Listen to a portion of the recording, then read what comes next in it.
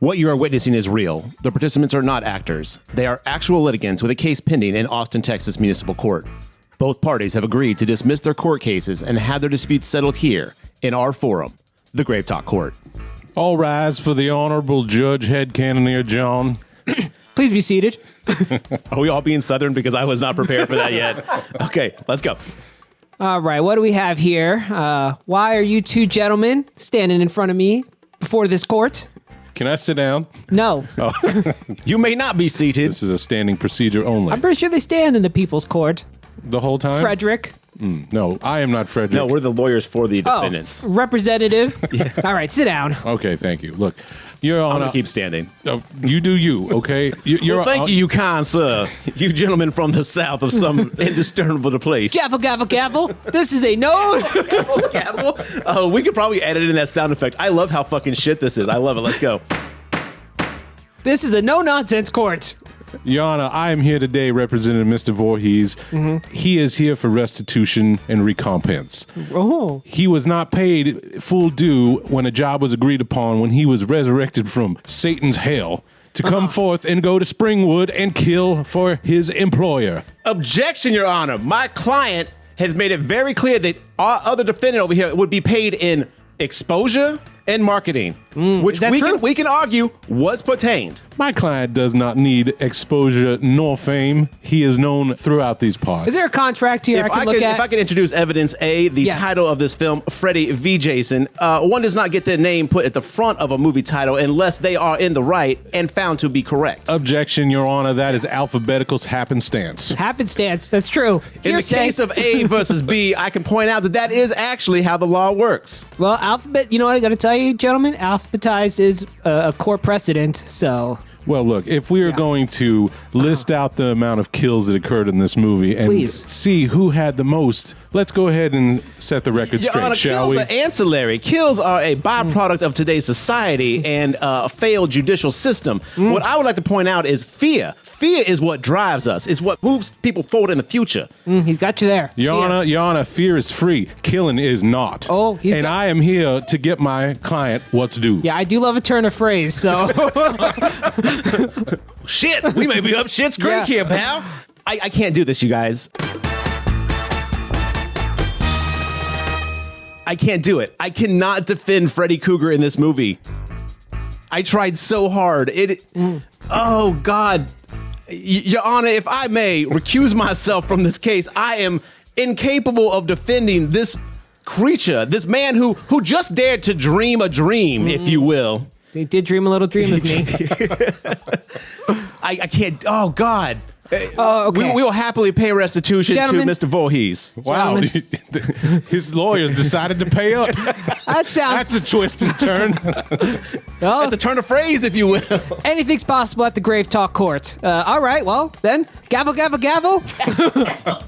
Mr. Voorhees wins. Default judgment, $1. Your Honor, my client is a man of few words, but inside he is jubileish. Oh, I'd love to see that. That's not even a word, but you can tell. He shoots fireworks from his fingertips? No, he is jubilant with joy because you just said he's getting his recompense. Yes, of $1. Your Honor, if I may also chime in on his defendant's behalf, he is a great man. Well, he's an okay man. A fantastic presence. He doesn't know how to use a machete. My client is full of nasty, nasty phrases and is incapable of saying a complete sentence without uttering the word bitch or whore at the end of it. Yeah, well, you try getting burned in the fire and see what happens.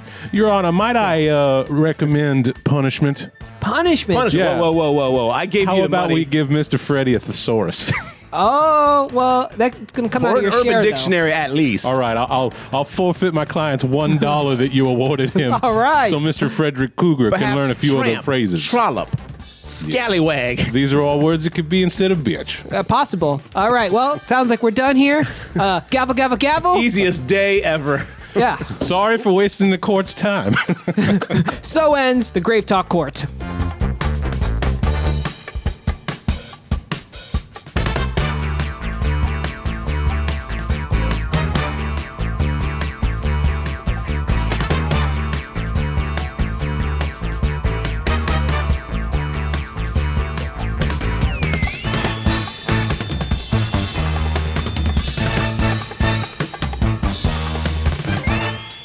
Hey, all you creatures from cyberspace. Thanks for joining us on another episode of the GraveTalk podcast. It's 2023, and we're back for... The witching year. Ooh. Is the whole year going to be witchy? I'm taking time, and I'm turning it on its head. Everything's witching now. Yeah. It's the year of the witch. Is that on the Szechuan menu dinner mats when you go to the I restaurants? believe it's Chinese menu, not Szechuan. Well, okay. Yeah, I was the year of the tiger. That's the important thing to know. Okay. How are you guys doing? How was your holiday? How you doing? I'm good, thanks. All right. Well, I made it through. It was fine. It was a very GraveTalk Christmas. Okay. I don't know what that entails, but I'll take your word for it. Thank you. Listeners, write in what you think Grave Talk Christmas is. I'd love to hear your terrible thoughts on what you think we get up to at the holidays. No, I didn't do shit. I got a puppy. That's what I did. Oh, so that is a new puppy. That is a brand new puppy. Okay. 4 months old at time of airing. Have you named it yet? Maverick.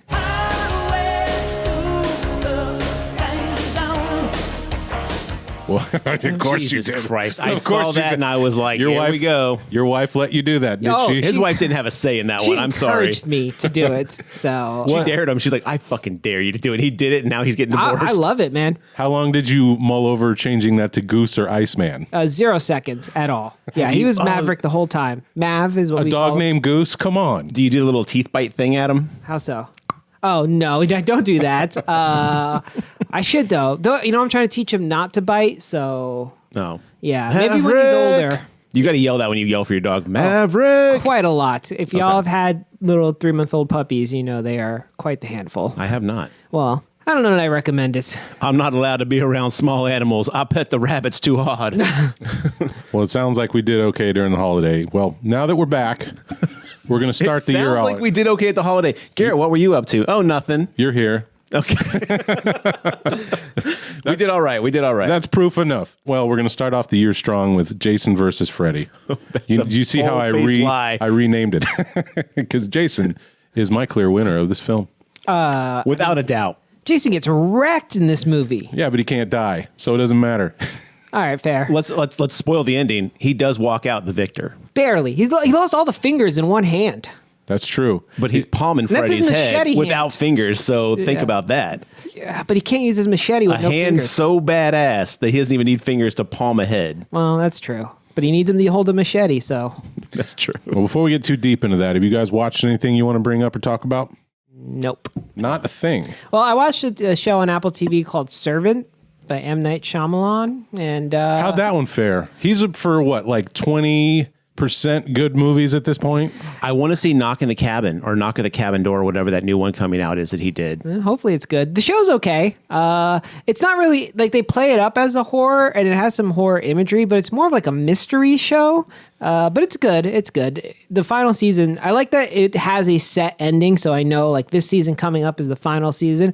Perfect, because it is wearing a little thin. They're really trying to stretch this mystery out, and it didn't have much more in the tank. So I'm glad they're wrapping it up. I did watch his movie Old and thought it was just kind of dumb. Like he has really good premises, but then he executes poorly a lot of the time, in my opinion. The George Lucas problem. Yeah. I think this is true about half the time. Yeah, I really like The Village. I don't care what everybody says. I know that they think a lot. That's one of his weakest films, but I think like film wise, it's one of his best films. The Happening had Story some great is so-so, imagery. but yeah. That's the dumbest story he's ever written. It's really stupid, but come on. When those The people trees are killing us. When those people were just jumping off the building and shit, or the lady who just walked into the tiger. Sure. Like that part was awesome. Then it went all downhill. I knew the movie was going to be bad when Mark Wahlberg says, "Come on, stupid, let's get scientific," or some bullshit line like that where he insults himself. It's Yeah, like, he's oh, no. really like progressed as an actor, because in like The Martian, I can buy that he's a scientist, but in this movie, He wasn't in. That was Matt Damon. That was Matt oh, Damon. that's why. Yeah, that's why you. Christ. Which The Martian's a good movie. So great. But I was gonna say, I could not buy Mark Wahlberg as a scientist teacher, as a science teacher. Definitely not. He was in The not- Departed. He was really good Excellent. there. Yeah. Excellent. I will always go to bat for signs. I know that the Signs, idea yeah. of like, oh, the water kills the aliens, that reveal of the alien walking past the fucking alleyway was fantastic. Yeah, I agree. Why do we have to talk about that? Why do we have to talk about that? Why? That single scene in that movie is responsible for like millions of people not sleeping for like half a year. It was so good. It's an incredible scene and it works so well. He's got good scenes in his movies, I'll say. I actually did like, was it Glass? Glass was really That one was awesome. Unbreakable. Unbreakable, I liked Unbreakable. yeah. That was too long, honestly. Yeah. Unbreakable was like 35 minutes too long, but I don't know. We can all agree that Shyamalan is at least doing his thing. He's doing it competently enough to keep getting work. Yeah. Mom and Dad was fun.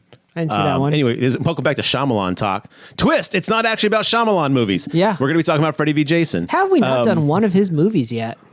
I don't know. I saw a clip of The Sixth Sense yesterday and had no idea that Toni Collette was the mother. Yes. Because I didn't know who she was back then. I can't even remember that. I think I saw The Sixth Sense in like 2000, and that was it. Because once you know what happens, I just never wanted It to still go holds back. up, dude. All right, It still check holds it up. out. You definitely don't have the oh my god surprise, but it is actually a really well made film. I saw Terminus, which was a short little 13-minute stop motion animation project by Ghostmane. Well, it's starring Ghostmane, directors Nick Sinelli. It's basically kind of like a long, badass stop motion animated music video in the vein of Mad God, stuff like that. It's really rad. I recommend checking it out. I think it's like $4 on iTunes if you want to buy it there, but I'm sure it's everywhere you can stream and stuff like that. So check it out. Terminus. If you like creepy stop motion animation and stuff like that, it's pretty rad. I will definitely check that out. Well, I don't have a lot of movies to report. Over the holiday, I rewatched all of the Mad Max movies because I hadn't seen those in a very long time. Still fun. Fury Road is still fucking amazing. It's the best one. It is really good. It is. I the like best one. part 2 a lot just because it's got a lot of nostalgia for me. Yes, part 2 I don't is care still for great. Thunderdome. I'm going to go on record. Thunderdome is not my jam. You don't like him saving all those children from the desert and Look, Mark, let me Tina quote Turner. you a song from Tina Turner. We don't need another hero. Yeah. The thing about Thunderdome is it gave us a good phrase, though. This is the Thunderdome, or Yes. this isn't the Thunderdome. You could go beyond. Yeah. So, a lot of options with Thunderdoming. 2 men enter, 1 man leave. 2 men enter, 1 man leave. They chant that for like 45 minutes. Yeah. You want to make sure you know It's the honestly rules. the tagline of the movie, I think. Yeah. Anyway, anything else we want to bring up before we get into today's title bout? I do. You do. What you got? I want to thank everyone who chimed in and basically entered the contest to win some free stuff from the GraveTalk. But thank y'all so much for doing it. We got some cool stuff. We got a bunch of cool projects. We've got some cool merch. I know we've talked about the merch, but we actually have some stuff going on it. But other than that, just thank y'all so much. Again, like, share, retweet. And I guess I'll shut up now and let you get back to your current broadcast. Freddy vs. Jason. Place your bets.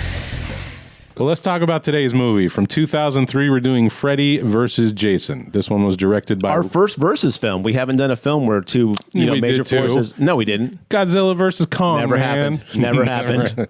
All right, Mr.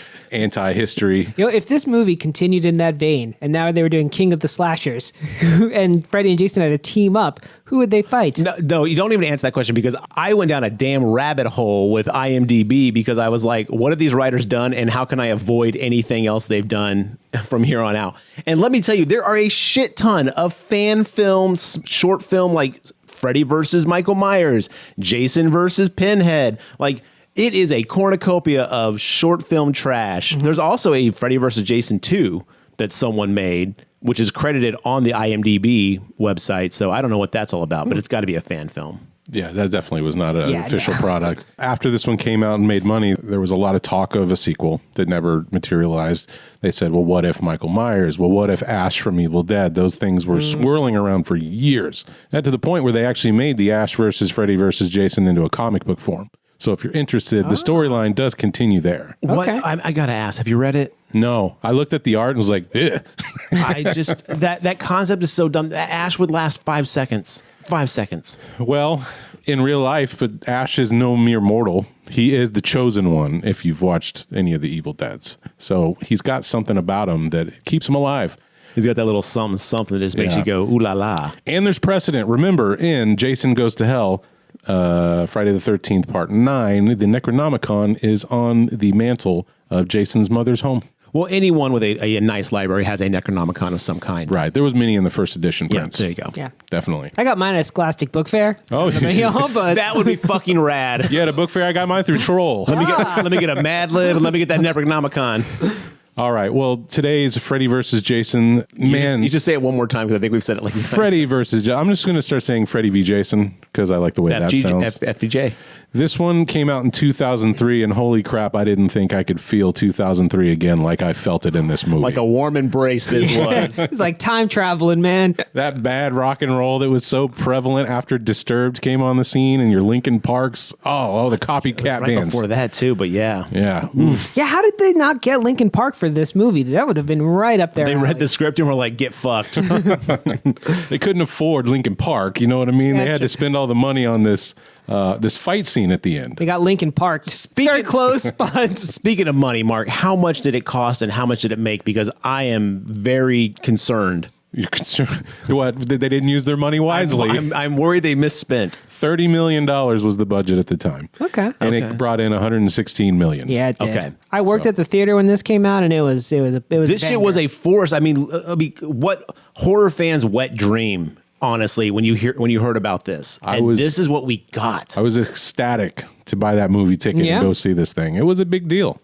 I wasn't a horror guy, and I went to the theater to see it because it was just it was a cultural moment. Like, it was like, wow, this is finally happening. and it lived up to it. No, it didn't, John. Oh, man. I left the theater very happy. Yeah. I mean, He's all, I got a hand job. I scored some Coke. It was great. I didn't watch the movie. Other than that, the movie was very good. No, I thoroughly enjoyed this one. And on rewatch yesterday, it's not as good, but I still like it. It's dumb. Yeah. A lot of it feels really slapdash, but it's still a good time. I think it's firmly tongue-in-cheek. They knew what they were doing for a lot of this stuff, I feel like. I think for a lot of Freddy, yes, they did. I think for the actual plot and the dialogue, no, they didn't. I love the premise of this movie, though. I think it's so strong. No, the concept of it, Freddy using Jason to make people afraid, cool. But we'll get into it in a minute. But like, there's so many major flaws in this. But go ahead. Well, Mark, drop the deets. Well, I do want to say that this movie will turn 20 years old this year in 2023, and that fucking hurts. Stop stabbing me, Mark. Yes, but this one was directed by Ronnie Yu. If you don't know him, you may remember one of his films that he's known for. Fast and Furious, baby. No. Too Fast, Too Furious. None of the Fast and Furious films. He's known for Bride of Chucky. That's who it is. That's what it is. Yeah, I can see how you get him confused. Vin Diesel, Bride of Chucky. It's all about family, bro. Yeah. Yes. Okay. Brad Dourif is all about that familia. Remember that scene where Chucky's just drinking, just crushing back Corona the whole fucking movie? You owe me a $250 doll. This one stars Robert Englund as Freddy Krueger, Ken Kersinger as Jason Voorhees, Monica Keena as Laurie Campbell, Jason Ritter as Will Rollins. I'm really wondering if that's really guys related to John Ritter, but I don't know. Jason Ritter? Yeah, it's his son. It's a son. Is it? Okay. Yeah, because we had two sons in this. My two sons. It's my two sons. It's my two sons. That's a theme song to my three sons. Kelly Rowland as Kia Watterson. You might know her from a little band called Destiny's Child. Which I did not know. My roommate was nice enough to let me know as we started watching that. Where were you in the early 2000s? Not listening to Destiny's Child. I didn't either, Garrett. I only know that because I have a wife, and she definitely was into Destiny's Child. Isn't Beyonce from Destiny's Child? Yes, she is. Oh, okay. Yeah. And there was a third one, too. What the hell's her name? Way less. Kelly. Kelly. No, this is Kelly. Yeah. This is Kelly Rowland, Beyonce Knowles, and someone less famous. Lefty Eye. Should we really be using their last names on the podcast? I mean, we don't want to like dox them. I think everyone knows, besides you two, who Destiny Child is and who Beyonce is. So I guess she's Beyonce Carter now. For like the last 15 years. They've been married forever. Anyway. Congratulations to the happy newlyweds. Back to the cast list. We got Catherine Isabel as Gib, Christopher Rodriguez Marquette as Charlie Linderman, Brendan Fletcher as Mark Davis, and I do want to... Mark Davis of Korn fame? Doubt it. Oh. Because that's his fake name in the movie. Oh. Maybe it's a like homage. Yes, we'll say that it is. Okay. You heard it here first. We're making up new wiki facts on this podcast today. Love it. We shaped the course of history. That's right. Robert Shea has a cameo as the principal, Robert Shea of New Line Cinema. Yep. Lynn Shea's husband. Correct. The Shays. They are pretty popular. And everyone refers to Lynn Shea as like Bob Shea's husband or wife. So I'm always like, let's flip it. Oh, no. She's... Robert Shea is the husband of Lynn Shea. She's way the more real famous. Powerhouse. Yeah. We're Lynn Shea fans here at this podcast. Yeah, we stand. Lynn Shea, yeah. On Rotten Tomatoes, this one's sitting at a 42% out of 162 reviews and 50% with the audience out of 250,000. And I'm going to say 50% of them are Freddy fans, and they're sad that he lost. Let me point this out. I think that is a very fair and accurate Rotten Tomato score. I will not argue with you on that. Yeah, what's gonna be tough for me is this movie hit me at like my late teens. I would have been like 17 when this movie came out, so I'm viewing it through those lenses, and I still like it. I got to tell you, I could see 50%. Yeah, it's I'm pretty with cheesy. you. The story is crap. I mean, honestly, anyone who watches this and basically doesn't like hate the story, not the concept, but like the actual like the script and stuff like that, is basically deluding themselves. So a 50% is okay because it's a fun movie. There's some really cool shit in it. Yeah. But it is also hot garbage. Now, John, I see here before us that you brought a physical 2-disc DVD of the, what does this say? New Line Platinum Series. Fuck yeah, that is my personal copy. I bought that at a Circuit City. Kids, ask your parents. When in 2004. A little ASMR for you. That's me opening the box. Pop the top, baby. Listen, this is what it sounds like when you take a DVD out of the sleeve. Whoa. I hope none of that picks up on the mic. Silence. Now, I know you want me to read the back of this, John, but I'm going to have to decline. Okay, it's fine. Because the Blu-ray is so stupid. I want to read it because it's better. What if you read the Blu-ray, I read the DVD at the same exact time? That's not going to sound good. Okay. Yeah, that's like, where are you going with this? Just wanted our listeners to have options. It's Now, okay. this is pretty good, but the Blu-ray sounds like it was written by Uncle Rico from Napoleon Dynamite. Well, you know what? You've talked it up. Let's go. So.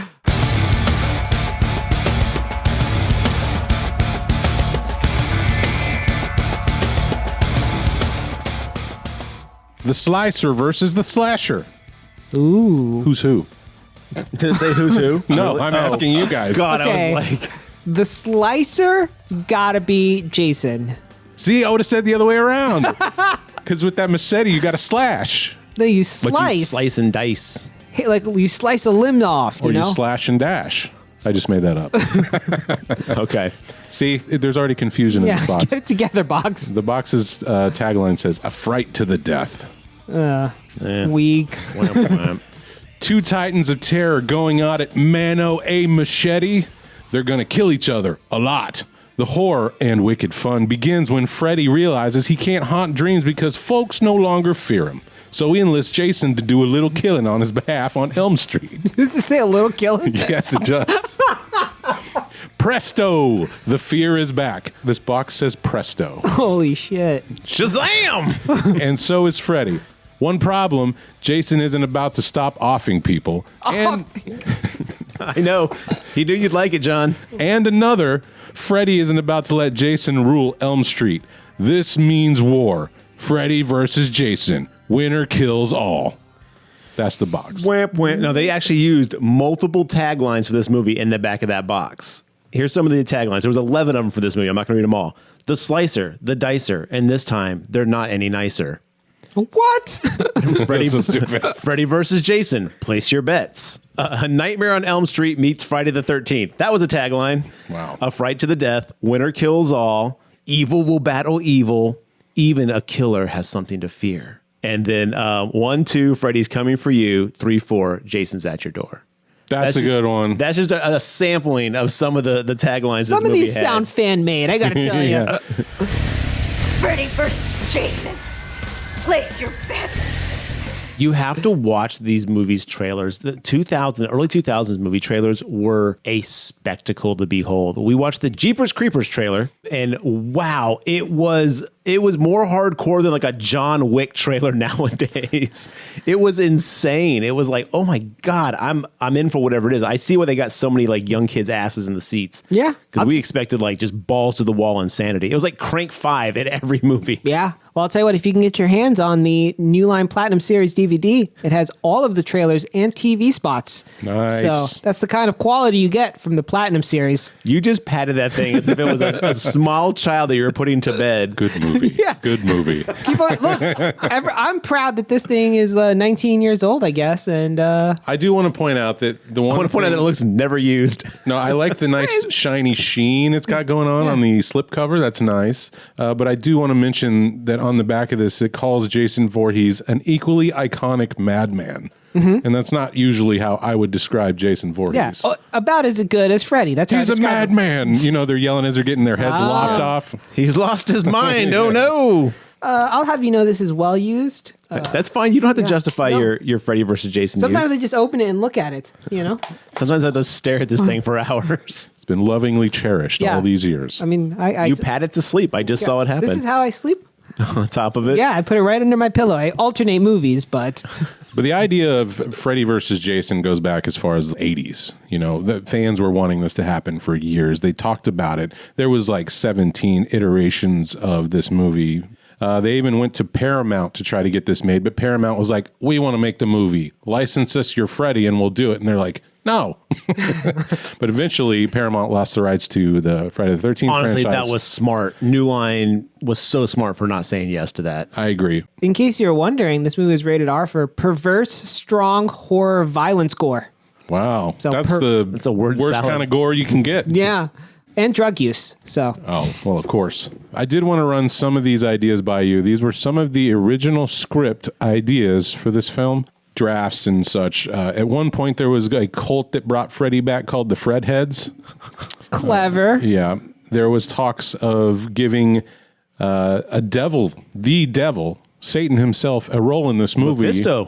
Where he charges a competition between Freddy and Jason, and whoever kills the most gets to be Satan's ambassador on Earth, and the other must remain in hell forever. I like that concept, but that would be the biggest clusterfuck put on film. Yeah, it wouldn't work for these characters because one of them doesn't talk. Right? He'd be a shitty ambassador. He just shrugged. Yeah. Probably the worst idea that I heard was Freddy sexually abused Jason and drowned him in Crystal Lake. God. Thumbs down. What the fuck? Oh. Agreed. Glad they didn't go with that I one. mean, to taint the entire movie with that being your backstory. I mean, don't get me wrong. Fucked up. Great motivation. But that would be so fucking hard to watch. It wouldn't have aged well. No. Going back to the Fred heads. Now, what kind of music do you think Grateful Fred would make? Because to me, it sounds like a ska band. No, it'd be Grateful Dead, man. It's going to be that Same type of music? Jer Bear. Scare Bear. Don't ruin ska with the likes of Fred Heads, okay? I think Grateful Fred, man. At one point in time, Rob Bottin, the effects guru behind John Carpenter's The Thing, was attached to be director. This would have been his directorial debut, but that didn't happen. I could get down with that. This went through 10 years of development before they finally got a draft and a screenplay they liked from the writing group of Damian Shannon and Mark Swift. Let's be careful how we throw around the word writing with these two, because there is, original sin involved in this script. There is so much bad writing in this movie that I had a real problem with it. Well, let's also remember that these things go through multiple rewrites and so forth. I know, and 10 years of development is never a good sign unless you're developing locations, plot, Well, this script was not in a 10-year development cycle. They came in late. Okay. But the whole concept of got it. Correct. Eventually, they would cut it down from 2.5 hours down to an hour and a half or whatever it ended up. It wasn't an hour and a half. Or what was it? Yeah, it was. Was it? Yeah, it's 96 minutes it or felt something like like an that. eon. It felt like an eon. I'm aging in front of you, TV. Which really sucks because there are parts of this movie that fucking bang. They're so good. And there's other parts where I'm just I don't know if I'm going to make it. Well, let me tell you how I approach this movie, and this is why I can enjoy it with all of its flaws. Are you talking about now, or are you talking about when you first approached? Now. Okay, now. One of the approaches director Ronnie Yu took for this movie was to take inspiration from the Rocky and Apollo fight. That they had the spirit. It was just raw. Remember, that was also where I think Rocky has to cut his eye open to keep fighting. It was Going the distance. There you go. That's what they say, right? Yeah.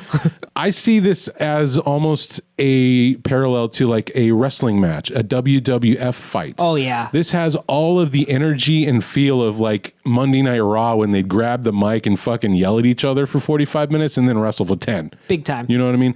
I think if you can approach this movie with that in mind, you're going to have a good time despite its flaws. Might be why I loved it, because I do like wrestling. Yeah. And this felt of the era. Yeah. Oh, yeah. Big time. Who was the big wrestlers of the time? Was this The Rock or was this after The Rock? 2003 would have been right as The Rock Stone Cold Steve Austin. He would have been fading out, though, because he hurt his neck. Yeah, The Rock would have been... This would have been the rise of, John Cena, Okay. who's the Some guy of the that older looked guys would have something been fading Ramon? out. Razor Ramon. Oh, this was Razor Ramon. That Way was like the past his 90s. time. I know no fucking. I but know. he was Scott Hall in the WCW. Oh, Yeah. anyone after the Hulk Hogan Andre the Giant era, I'm like, I don't know what the fuck you're talking about. What happened to Tugboat? 2003 would have been a very transitional era as they just finished up the invasion. Gotcha. Doesn't matter. I think that was a smart play because if you attract that crowd, they're used to bad writing anyway. Yeah, I mean, that's- wrestling sucks in terms of storyline. Absolutely. I think a lot of people were so enamored by the idea of the concept and the fact that we were finally getting this. When I watched it last night, I was like, I'm willing to let some of this shittiness go because I'm getting to watch these two icons go at it. And there was something very enjoyable and very entertaining about it. Very wrestling, as you guys pointed out. But it was everything that surrounded that I had a real fucking issue with. Now, Garrett, what if I told you these two writers went on to write your favorite, or maybe your favorite, Friday the 13th movie, the remake? I actually knew that because I looked them up. Like I said, I went down a deep IMDb That's hole last amazing. night. And to be fair, though, we also had the line of "You have such juicy tits, bro," in that movie. No, it's your tits are so juicy, dude. Okay, yeah. Thank you, Mark. I will never not remember that stupid fucking line. When this movie opens up and we get the other asshole boyfriend, I was like, where do I know this character from? Yep. And they just replay that guy in the remake. You know I don't like to touch after we fuck or whatever the hell Yes. he says. What a piece of Don't shit. touch me or don't make me ask twice. I don't know if Babe, I'm not going to ask again.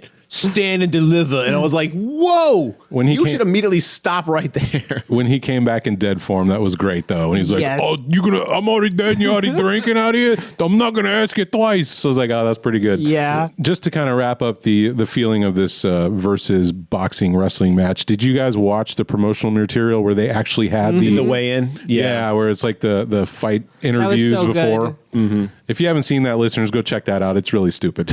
Yes. But it's fun. I enjoyed that actually quite a bit. I thought that was a really cool kind of way. And you know what? Once you said the Apollo Creed Rocky thing, I can see that. The problem is though, is Apollo Creed and Rocky is the quieter of the two, but he still had a lot of like character building dialogue and moment that made you. We didn't get that with Jason. Again, we were supposed to just take all this for Red. You know, Well, that's 'cause these characters. Freddy is the Rocky of this movie. Oh, I don't think so.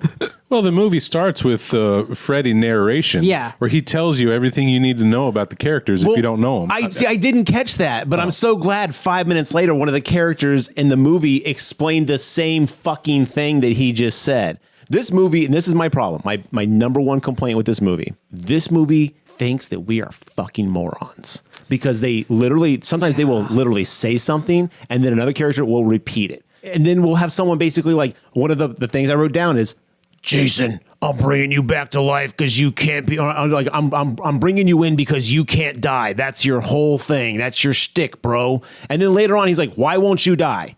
It's like, dude, come the fuck on. There's been like, I'm gonna bring you back, and you're gonna make the kids scared, and then they're gonna basically fear Freddy again. And then like 5 minutes later, there's a character's like, "What if he brought Jason back to make us scared?" I mean, the movie just repeats itself. And I don't know if it's because it's bad writing, lazy writing, or if they just didn't trust us to like get these concepts. But it does this all the way to the end fight. It's like if someone explained how the Death Star worked every time we cut back to the Death Star. It was like, we don't need this. We get it. Not strong enough yet. Well, I will be soon enough. Until then, I'll let Jason have some fun. That's That was post-porn, the baby. corn rave was the best thing. The best thing. And this movie, that was awesome when he's on fire and he's walking through the corn on fire. That It's shit a was really good dope. scene. Oh, when he is on fire, I kind of wish that had just been like the entire crux of the movie because that was so scary and creepy. He killed more people in that scene than he probably did in all of like Jason Goes to Hell. Those people killed themselves though. It felt like they're just running into his machete. Like he's just swinging it around wildly. Daddy, look, machete, let's go. Yeah, it was a great scene. I did want to ask your guys' opinion of the characterization of our two villains, our two monsters that have been around for umpteen movies at this point each. What is this, like Freddy's 8th movie, 7th movie? This would have been 8th because Yeah. we had New Right. Nightmare afterwards, right? Or did we New Nightmare 4? No, after. It was like 2009 or Okay, something. yeah. New Nightmare. That was the in remake. 90s. Sorry, the remake. Yeah. The remake. Wait, Yeah, okay, so we had New Nightmare Yeah. beforehand. As far as I understand, New Nightmare is its own separate thing, though. That's not part of the canon of A Nightmare on Elm Street? Okay.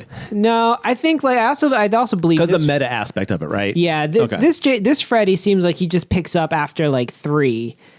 Yeah, I was going to ask you where you would put him in like the timeline or the feel of Freddy, because it's not as scary as 1. He had to go to hell because that's where he met Jason. Right. So when Jason went to hell in 9, I think Freddy was dead from part 8 or whatever. I think it was 6. Freddy's dead, but yeah.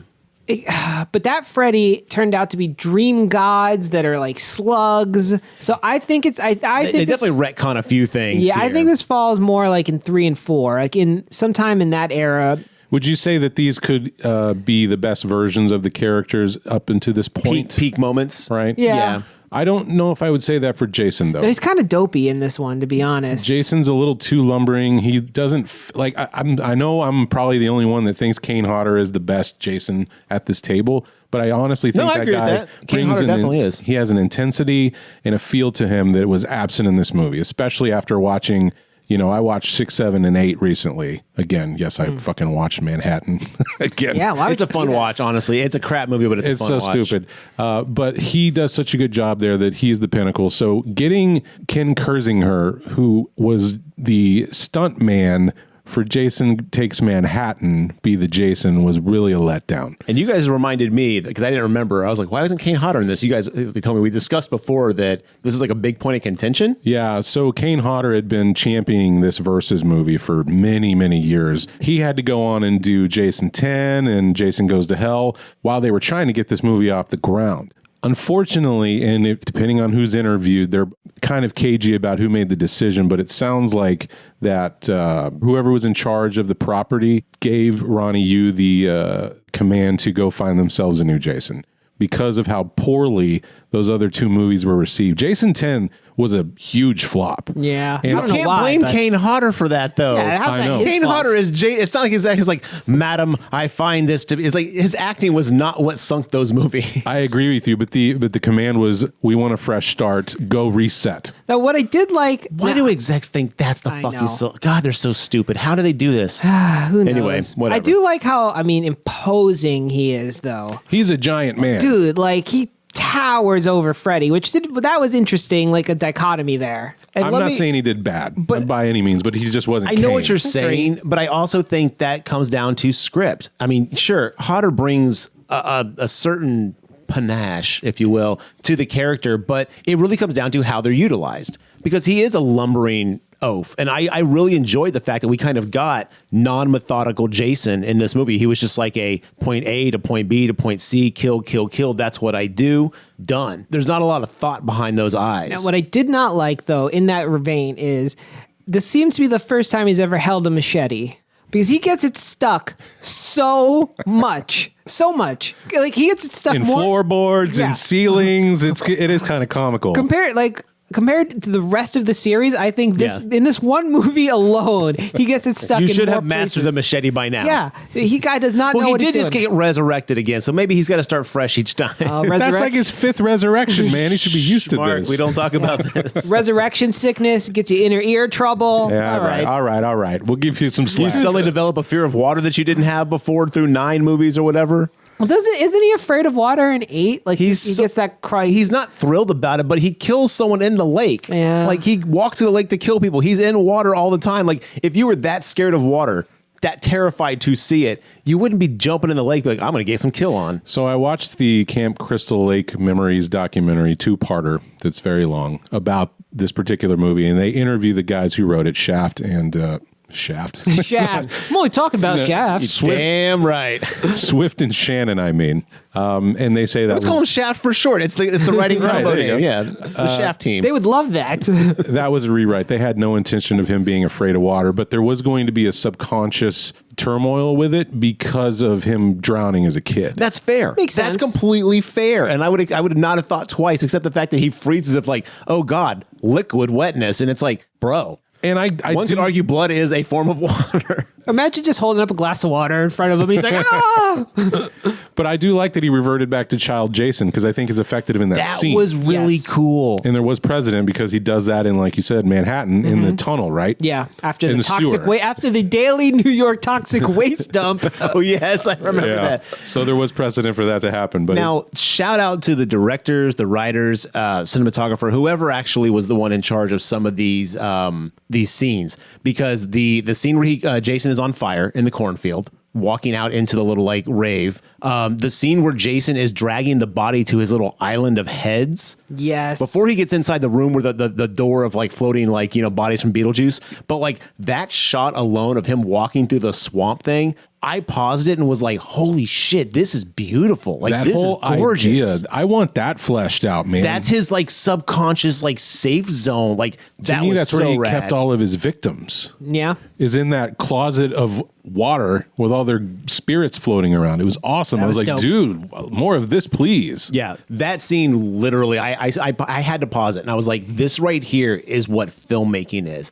But then I had to watch the rest of this movie and I was like, oh yeah, that's right. Y'all don't know how to write a script. But now also, I mean, I know it's a rated R film, so I guess it technically is for 18-year-olds. But I bet when they were making this film, the target audience is like 16 to 8 to 20. Oh, they wanted to hit the 13 through adult range. So like if you also view it, I guess like wrestling, through that perspective of like, this is for teenagers, like, all right, I get it. Well, let's understand, at the time, wrestling was doing a second like renaissance.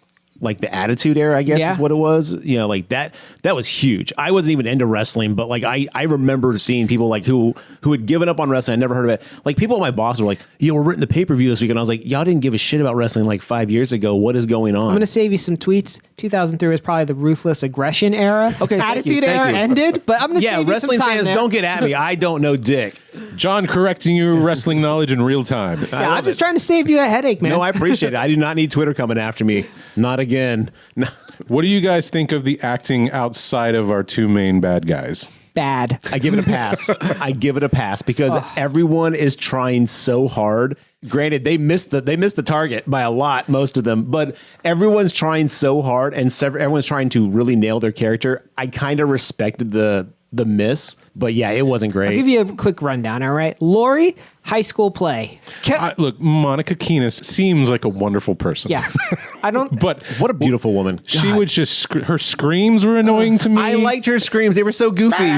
They were so goofy. I was like, oh, Stop choking my boyfriend. Every time they gave her some kind of like serious line to say, it sounded like she yes. was reading off cue cards. when she went from panicky, like, I don't know what to do, to, okay, listen up. I was like, no, I can't buy this at all. I think Kelly Rowland did a good job. For her first film, she was fine. The kid who played Linderman, I liked him. Who was Linderman? The nerd kid. Oh, the nerd kid. Okay. Let's see. Fake Jason Mewes was terrible. Yeah, thumbs down. Asshole boyfriend. He was in the movie for a short time, but he was an asshole. He was Played good at that what well. he did. He did that well because again, that was what the blonde frosted tip cop, Jake Busey. Jake Busey. I love that character. I he thought it did was so good. funny. Honestly, he cracked me up every time he opened his mouth because the lines they gave him to say, fucking insane. Every time he walked in a room, he's like, okay, let me break down a little history backstory that you should know about. And it was like, you need to shut up. Dude, that scene where they're hanging out in that 70s show basement Yes. and he just walks in.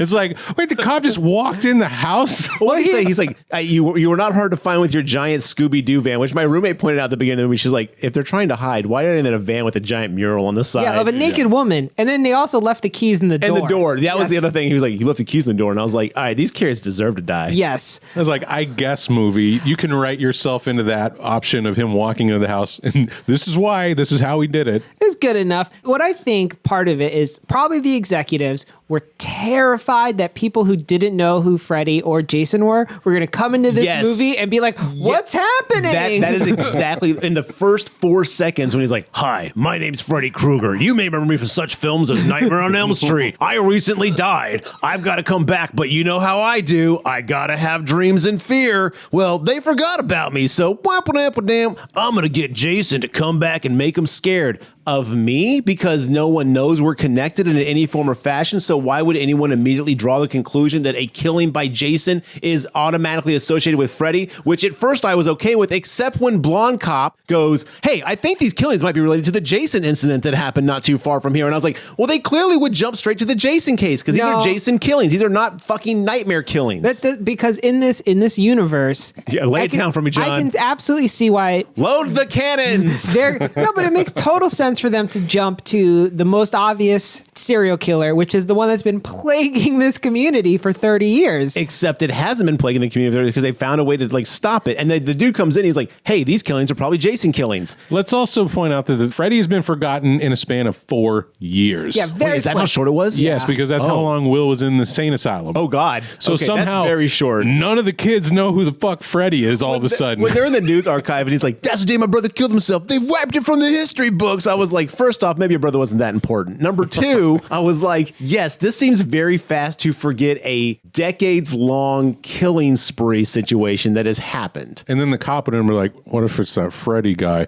Oh, no, it's the giant lumbering man in the hockey mask. Also, I don't understand How everyone heard the cops say it might have been Freddy when they whispered it to each other. So Officer Barney fucking ruined the town's plan. Yeah. But also, why wouldn't they just tell that other cop, Deputy Do right there? They're like, look, you're an out-of-towner. This doesn't concern you, so fuck off. Like, So- damn, dude. The plan, the Springwoods plan is to wipe the memory of Freddy from the town, therefore negating Freddy entirely. Yeah, they're like, we're going to put up roadblocks for memories. But clearly the heads of the town remember Freddy, so But only, maybe... Why couldn't he just get in there? reasons? Well, Freddy seems to only be able to kill teenagers.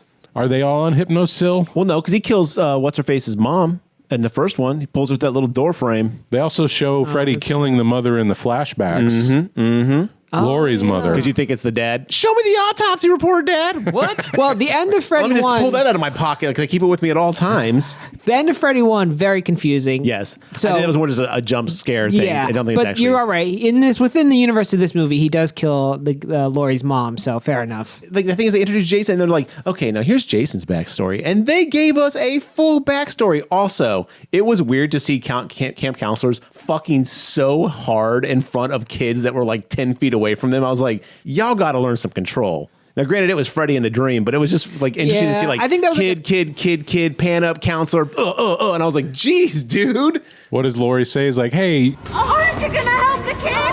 Can't you see I'm busy here? You mean you're not coming? It's not my fault this bitch is dead on her feet. Okay, can we talk about Freddy's dialogue in this movie? Because I have a real problem with it. I don't remember him being so thirsty in all of his other movies, man. He had when he tells Laurie, like, sometimes the first time can get messy. Yeah. And then he starts rubbing his claw finger up her crotch area. And I'm like, okay, bro, look, I get it. You have this thing where you molested kids. Maybe you're a fucking weirdo pervert. But like, everything he says is sex related.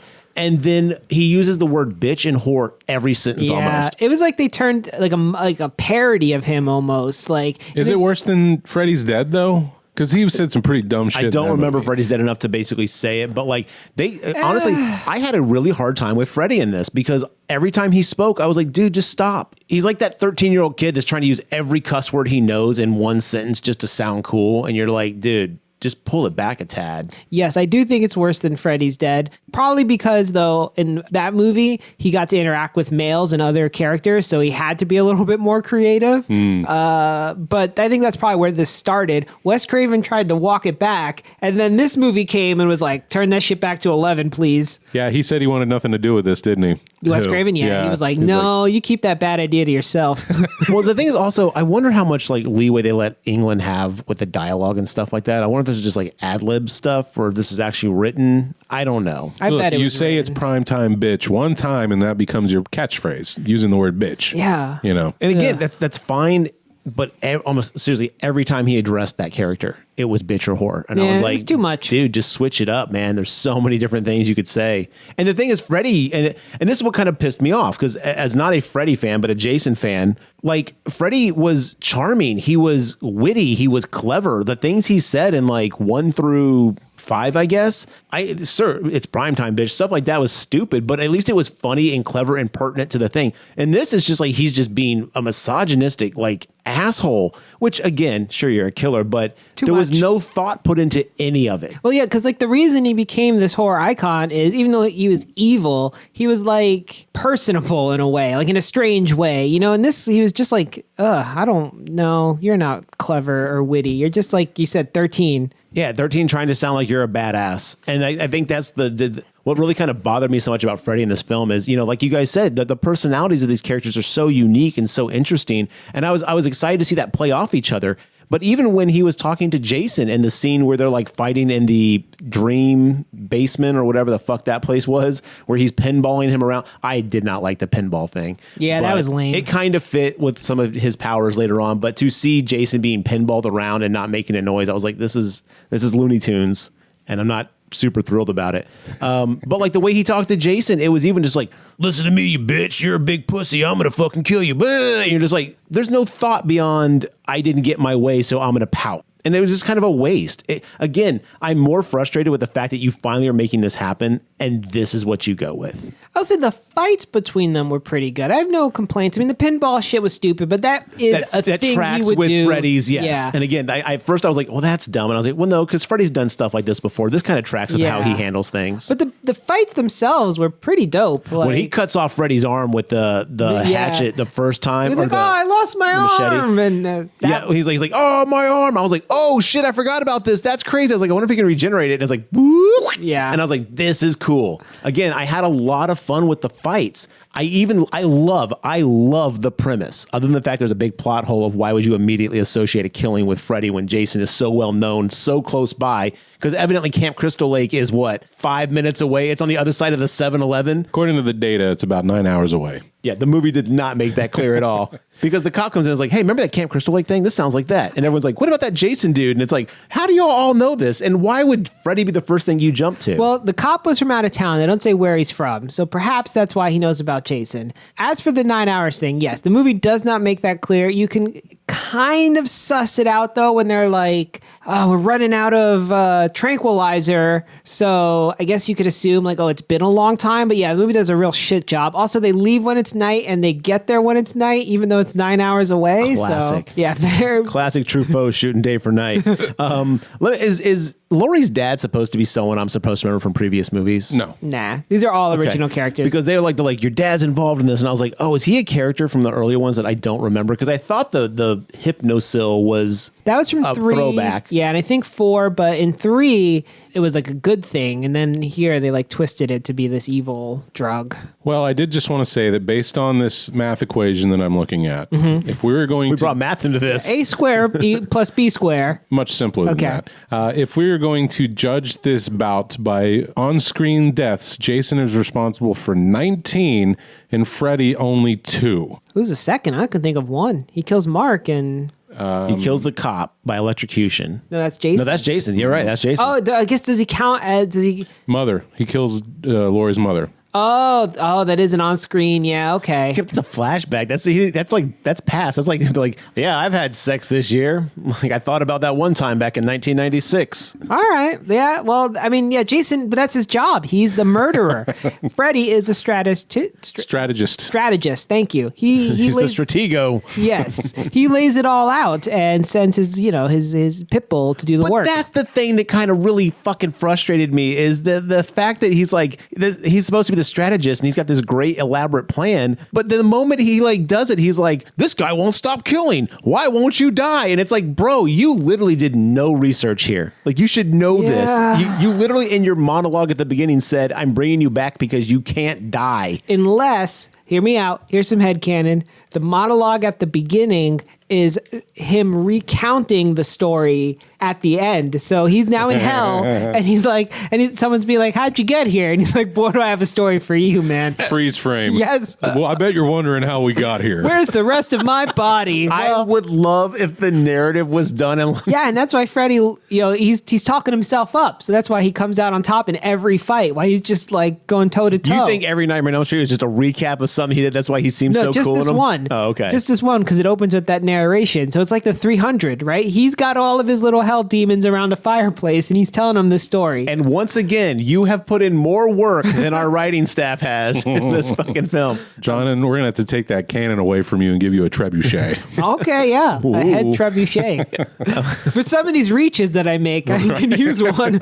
So, real quick before we get into any plot stuff, the soundtrack. Yeah, for what's left of the plot. Yeah, The fucking soundtrack. Does it slap, John? I mean, Now, hold on. You see my hand fisted up next to you? Be very careful He's how saying, you answer. No, does it slap? It punches. Actually, I don't know enough about 2003 rock music to. It sounds like every. He was listening to Destiny's Child, evidently. Yeah, well, it sounds like every song that was on the sort of alternative rock station in 2003. They all sounded the same. 99.5 Kiss, San Antonio's rock. They could have played every one of these songs and told me it was the same band. And I'd be like, yeah, okay. They're all Il Nino. Yeah, they're all Grateful Fred. So Grateful Fred. Every time you say it, I forget it. Honestly, I know this is someone's bread and butter, this style of music, and more power to you. This kind of rock does nothing for me. And the fact that they kept bringing it into certain parts of the movie, I was like, you got to stop. I'm glad that this style of music has mostly gone away, or at least in my visual perspective. Aside from the Devil Driver tune on the soundtrack, the rest of it can go throw itself in the trash can, as far as I'm concerned. I'll say for me, it was inoffensive, but this isn't my type of music. So, or it definitely wasn't back then. So, Good. Keep it that way. I planned on it. Yeah, I wasn't going to suddenly become a early 2000s rock person. A Fredhead? A Fredhead, yes. I think I am a Fredhead, though. You definitely. And now, let me ask you a question. As the Freddy fan at this table, in the studio, at this this place that we're at. In GraveTalk Studios, you got it. Yeah. GTS. A hole in the ground. How'd you feel they did your boy in this movie? Because I had my opinions, and I thought they really wasted Freddy. Yeah, I think they did him dirty. Yeah, I wish he had done more of his own killings. He talked a good game. I didn't know it was only 2 kills. Like, honestly, that shocks the shit out of me. Yeah. You think someone would have said, no, we need to up that by 10 at least. Right. And there's a lot of spare characters that could have been murdered unnecessarily, with no change to the plot. So I don't know why they didn't. Or in wrestling terms, there's a lot of jobbers out there that they could have just put the one over. So I don't know why they didn't. I didn't really like his personality. So, yeah, I think they did him dirty here. He did really do a great job in going toe-to-toe with Jason, I'll say, in the fist fight scenes. But yes. Other than that... Even when he didn't have his dream powers and he's in the real world, he still managed to hold his own longer than another normal person. Yes. Except when he got thrown through, from one cabin to another cabin across the way. Yeah. That cracked me up. Oh, that's my favorite new Jason power, is to just throw people 200-300 yards, with his wrist. Everyone gets hit and flies on wires. I mean, wires were the thing at the time. It was amazing. This is post Matrix, so when Freddy does the Matrix jump, I was out of the fucking lake. I was like, all right, Neo, I see you. Yeah, that was so dumb. I liked it. He's all in the red backdrop. The only thing they missed was the camera spinning around him. I wish they'd edited a hawk sound. I did like this Pamela Voorhees. I thought that actress did good. They did try to get Betsy Palmer to come back, the original mother. Oh, okay. But she was like, they didn't want to pay me. So I said no. They didn't want to pay her. Yeah. Apparently they just you want to come cameo in this movie? And she's like, get fucked, man. Yeah, for free? Yeah, no, fuck that. Or they would pay her very little. That's some greedy scale, shit because they knew this movie was going to print fucking money. Yeah. They knew it was going to print money. They should have ponied up and have her do it one more time. It would have been cool. But she'd been asked multiple times to come back throughout the franchise, and she declined each time. Now, this is also a weird time in movies. I want to say horror movies, but I'm not super knowledgeable at the time. But I remember this is back before they realized the power of the original cameo. We're seeing it nonstop in fucking Marvel movies right now, which is driving me crazy. Mm-hmm. I do not want to bring back the Fox cast of X-Men. There's a reason we don't have Fox movies. Well, they already X-Men. did. They had Professor X. Well, that was okay because that was a nice nod. Right? But in the Deadpool movie, they're bringing back all these X-Men characters. And I know it's supposed to be a fucking Professor X was in Doctor Strange. Oh, yeah, the Illuminati. I forgot about Spoiler that. alerts. Nowadays, we get a lot of original cast members back for these horror movies, and it's such a huge, everyone's like, oh my God, that's so-and-so. I think at the time, they also weren't, really leaning heavy into that, because we didn't see a lot of the same people. We saw a lot of recasting at the time. I don't think the nostalgia was hitting that hard in 2003 yet. I think they started really realizing the power of that. Yeah. And again, there is a limitation. You can overdose on nostalgia. You definitely can. Well, As we have done now in 2022. If all one we more live person on. tries to convince me that Alf was good, I'm going to have to slap him. Because I enjoyed Alf at the time, but Alf is not good. I've watched the first 2 episodes of Alf in the last month, and I'm going to keep going. Oh boy, Is it good? It's fine. I haven't seen Alf in 20 years. He eats cats. That's what I it. remember about Alf. Kill me. Anyway, so we're introduced to our lead character, Laurie Campbell. They're hanging out at a house. We meet Kia and her other friend, Gib. Whatever, girl in the hat. That's what I call her. Yeah, sports girl. They're playing a game of Marry, Fuck, Kill, and they've chosen the Three Stooges. And Which I feel is only fitting if we all play that right now. right. I am going to marry Larry. He was Really? an amazing violinist. I would love for him to put me to sleep with his nice tunes every night. I think Curly's going to be the more fun one to be with every day. But you don't marry the fun one. Yeah, you do. You sleep around with the fun I one. think about every day, though. You sleep around with the one that's going to be a little wild. Yeah, Mo. The quiet one. No. Larry's got that hair. You can grab onto it. Mr. Ballcut's the fun one to you? Oh, yeah. You kill Mo, you fuck Larry, and you marry Curly. I'm sticking with my man Larry. Oh, fucking Mo. Okay, back to Freddy vs. Jason. Right, they're having a little get together. Because they're trying to get Lori to have a new boyfriend because she got, Will is her boyfriend, that's right, vanished and doesn't talk to her, and she's heartbroken about it.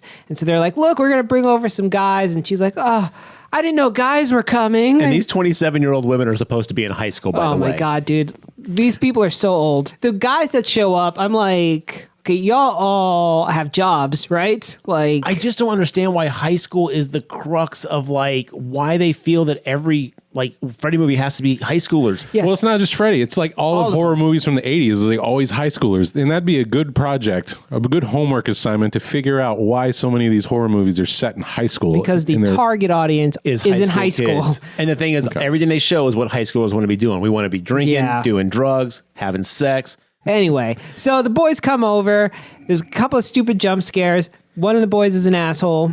Well, he tries to get laid by talking about feng shui, which I was like, that's never worked in the history of anything. That would be Blake. There you But go. he's not the asshole. No, Trey is the asshole. With the asshole name. Yeah, he's just like, hey, woman, let's go upstairs, stand and deliver. You're like, dude, you got to calm it down. But she's on board. I'm like, God. Yeah. Don't make me ask twice. Well, doesn't she say, I can't stand him, but he's got a cute butt? Yeah. Yes.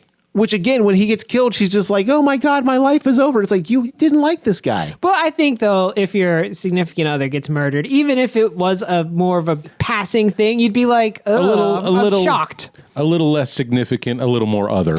I Fair. think in this. Okay, but she also discovered this boy, crushed in half. That's gonna rattle anybody's cage. Which I did would not say. know beds could do. Well, this one's special. It's Well, my roommate was telling me that they had folding beds and stuff like that, but I was like, it's weird that you have a folding bed as your primary bed in your room. Doesn't make any sense. That's Just roll with regardless. it. Well, regardless. look, listen, Lori's dad works at a hospital. That's a He's hospital got bed. hospital beds all over. Hand-me-down hospital beds. That's exactly Love what it is.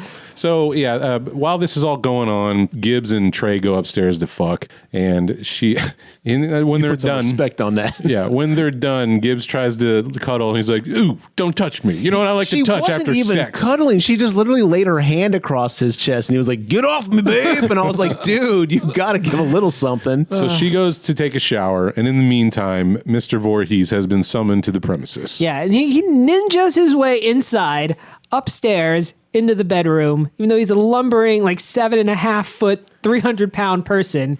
When they show him Whatever. walking throughout the rest of the movie, it's like thump, Yeah. thump, thump. In this house, quiet as a mouse. Tiptoes. So I want to point out that I think this is Jason's first suburb that he's terrorized. As we all just get that deep think face Yeah. on, we're all just like, That's true. It's a new setting for our Mr. Voorhees. That's probably why he's so confused. He's like, where are the woods? I see no trees. Maybe There's rooms upstairs. I'm used to one floor cabins. imagine if he had gotten up there and he can't get down. Like, what do There's I no do? bunk beds. He just loses his shit. He just smashes through the wall and collapses on the ground. Yes. It was nice to see Jason in this environment because it did feel very like kind of like, ooh, God, that's out of place. But it also didn't feel too far off because if you're familiar with Michael Myers, you're like, it's been done. I guess technically, all right, if you want to count Jason Goes to Hell, but it wasn't in Jason form. No. Not really. It That's was a that slug. demon slug thing. Yeah, no, we're not counting that. Okay, so how does this kill take place? You basically described it already. Yeah, so Jason tiptoes into the room while Trey is face down on the bed, drinking a beer, just being a general jackass. He should have been smoking in bed. That would have been perfect for his character. But he doesn't like smoking. oh, right. Because he practically shoves Gibbs to the ground. He's like, babe, get off me. You smell like fucking And cigarettes. she goes, relax, it's menthol. Doesn't make it any better. What? I believe Jason comes over him, stabs him in the You might back. want to rephrase Right. that. Nothing gets Jason hornier than someone not cuddling. He's like, you don't have to touch me when it's over. Oh, man. Anyway. Listeners, thanks for hanging in there. 2023. We're coming out the gate hot. He stabs him in the back. Multiple. Yeah, just like, gah, gah, gah. Bam, yeah. That was actually really effective. And you actually see the blood and the intestines coming through the bottom of the mattress, which I thought was, again, the gore effects in this movie are fantastic. Aces. So he's like, stab, stab, stab. And when he's done with that, he's like, you know what? I don't think you're dead enough. So he takes the bed and folds it in half so that poor Trey's feet are basically at his ears, cracking his whole spine and shit. And he's like, and then he's dead. The studio wanted to remove this kill. They thought it was too much. What? And luckily they didn't. They fought really hard to keep it in, and I think that was the smart idea. If you remove this kill, this movie would have almost nothing. Yeah, it's like the best kill in the movie. The rest are downhill from here. I don't know. I liked the electrocution kill a lot. So Gib comes out of the shower, obviously sees- freaked out. Because she sees blood coming under the door and she steps in it and is like, what's this blood-like substance? Yeah, any 18 to 27-year-old who looks at blood and goes, what could this be, is a fucking moron. I was half expecting... We all know what blood is at this point in our lives. Right. I was half expecting her to like put it in her mouth. Like, what is this? Yeah.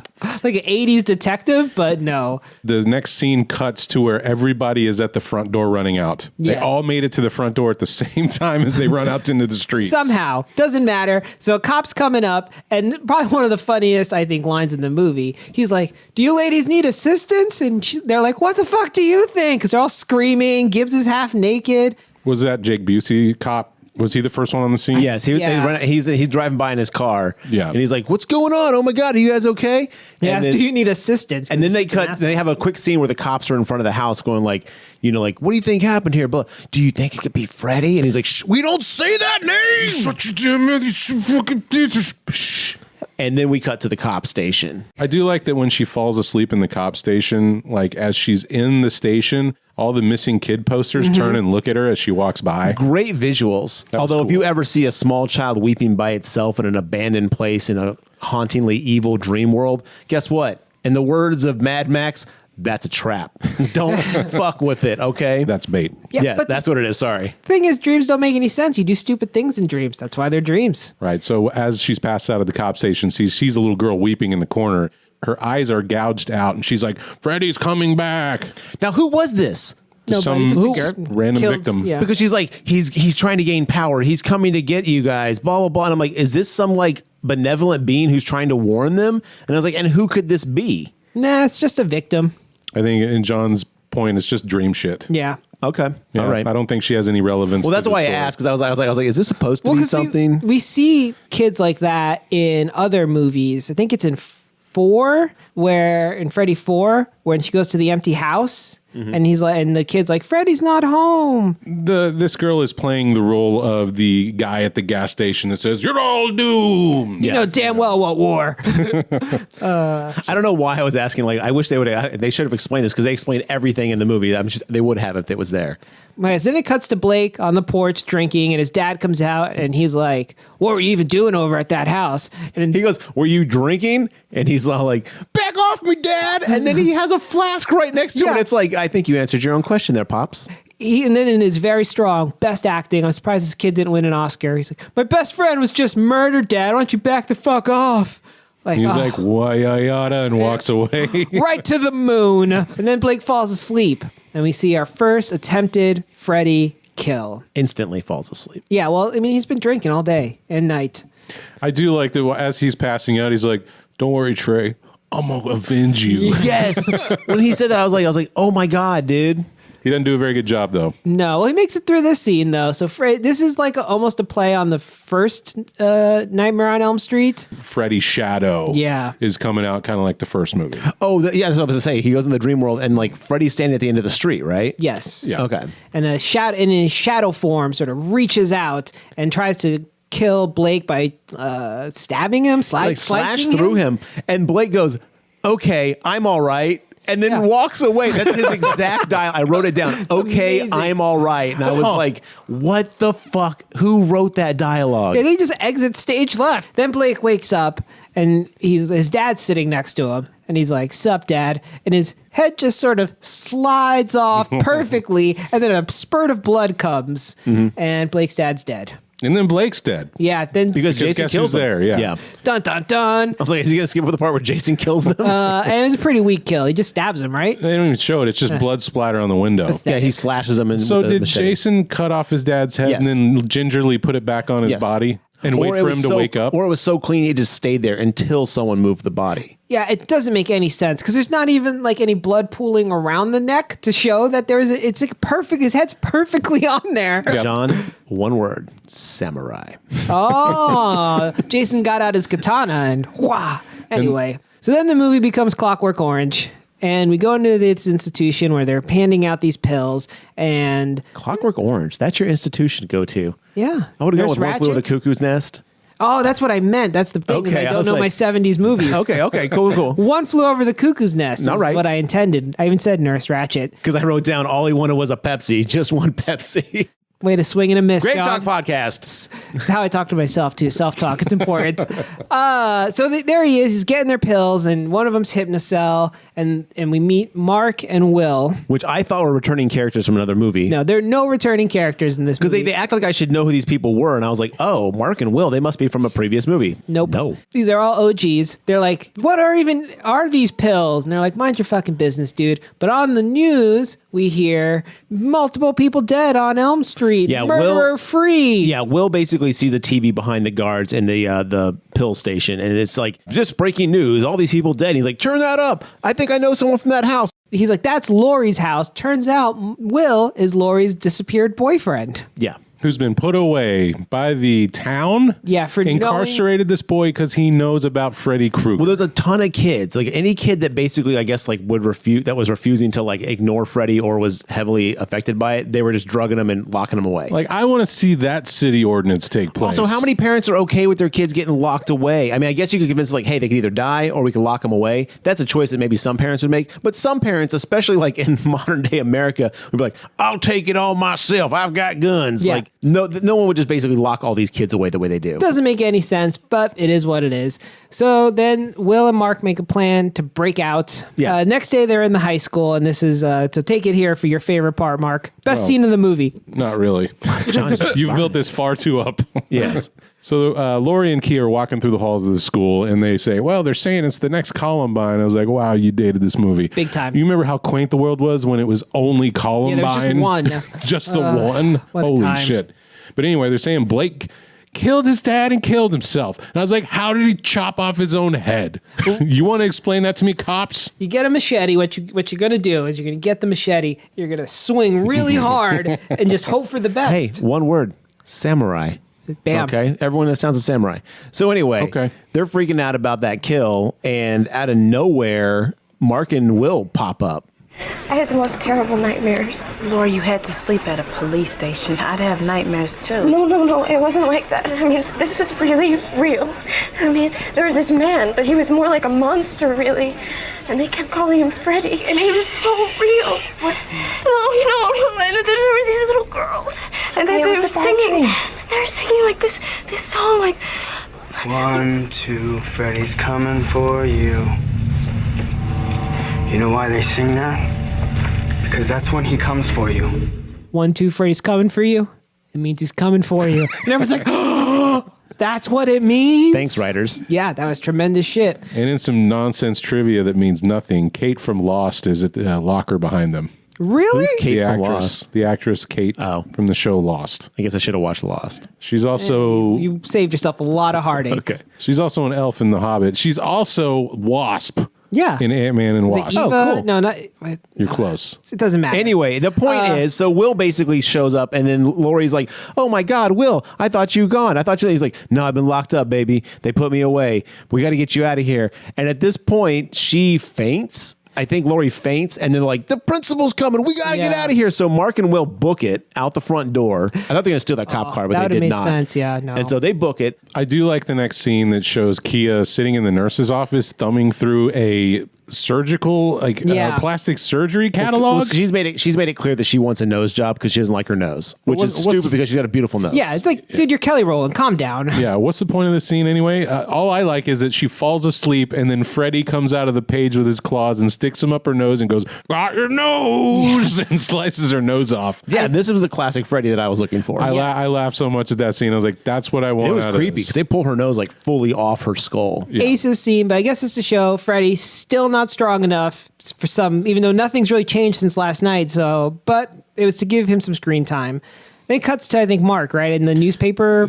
During office. their research, trying to figure out what the fuck, because they're like, why are we in this institute? Mark and Will realize that they fucked up the town's plan, and they're like, oh man, did we just blow it?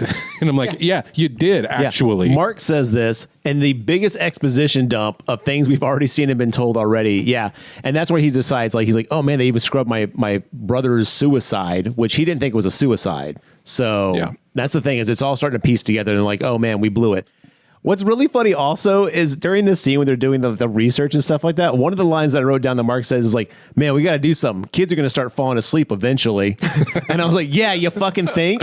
Probably like, a few hours, Mark. Like, I hate to break it to you, this is something that happens regularly. It was just so like, the way he said it though, is that they had to remind us that that's where the kid, it's like, this movie. Oh. yeah, it's like one step away from being like, sleep. Are you familiar with it? Well, what do you do in times of great mourning? We've lost Blake. We've lost the dad. We've lost Trey. Mm-hmm. You go to a cornfield rave and you party your ass off, It's right? got the juices, man. That's what you do to mourn. Yeah.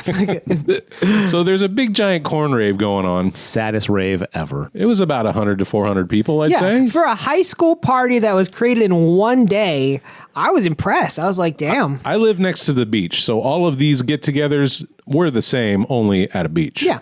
Okay. So I'm sure you guys had a cornfield you party We had in, right? warehouses and I was in the forest. abandoned places that we went to.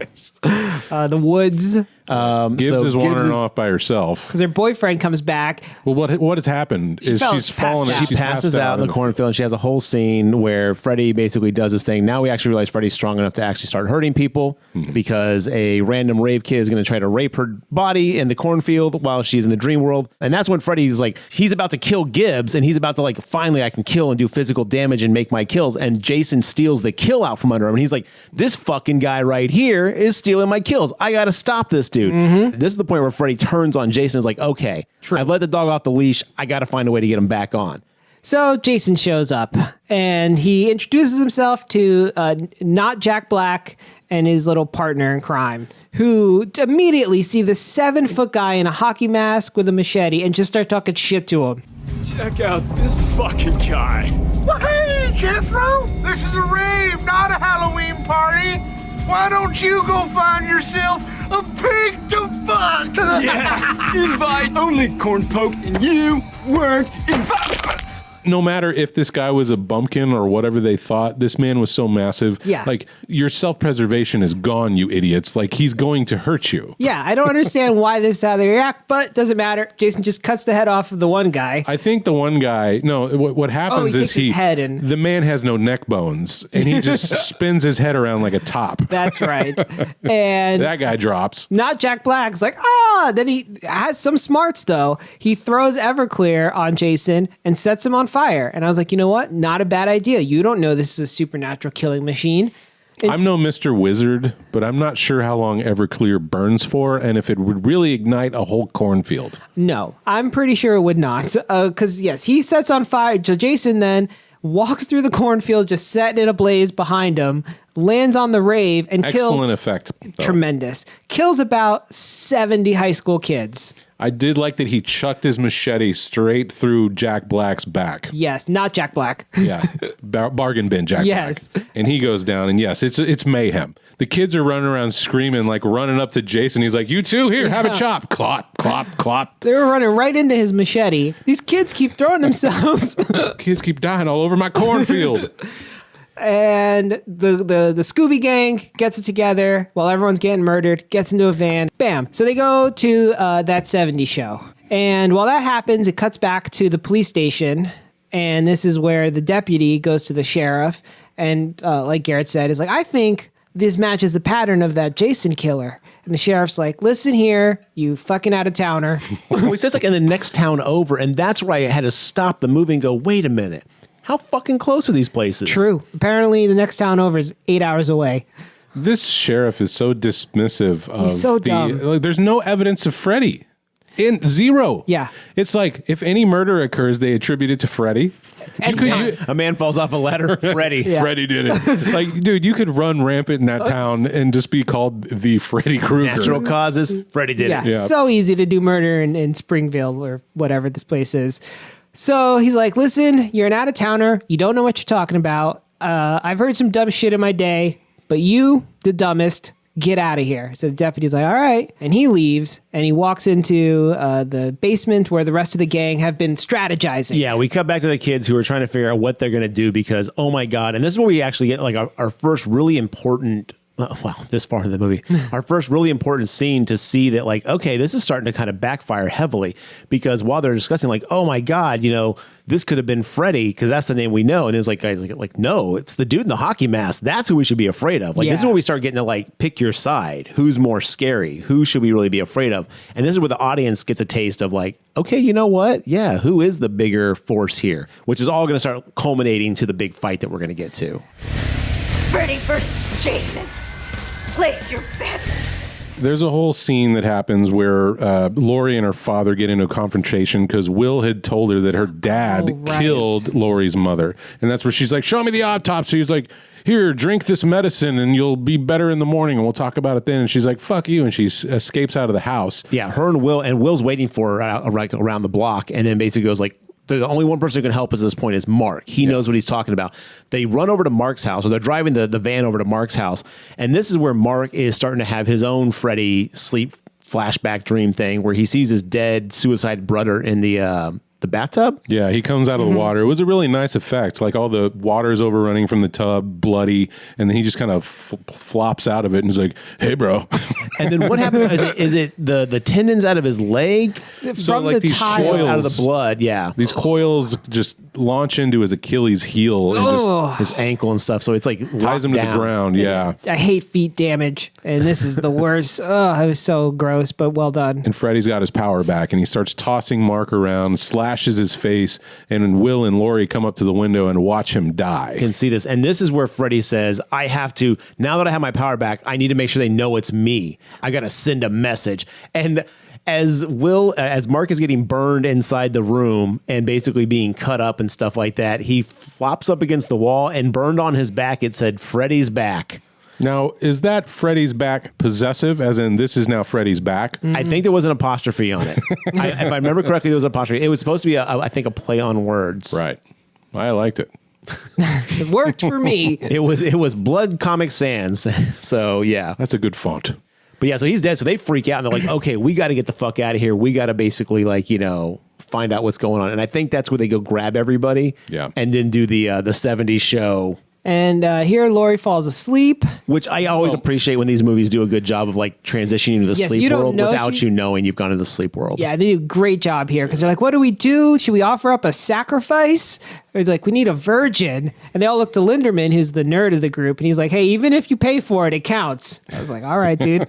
Kia's like, we all know who the real virgin is. And they all look to Lori and we're like, you could never. Which is a real bold assumption. Yeah. Well, she's like, I know you could never have gotten with Will when he could have a real woman like me.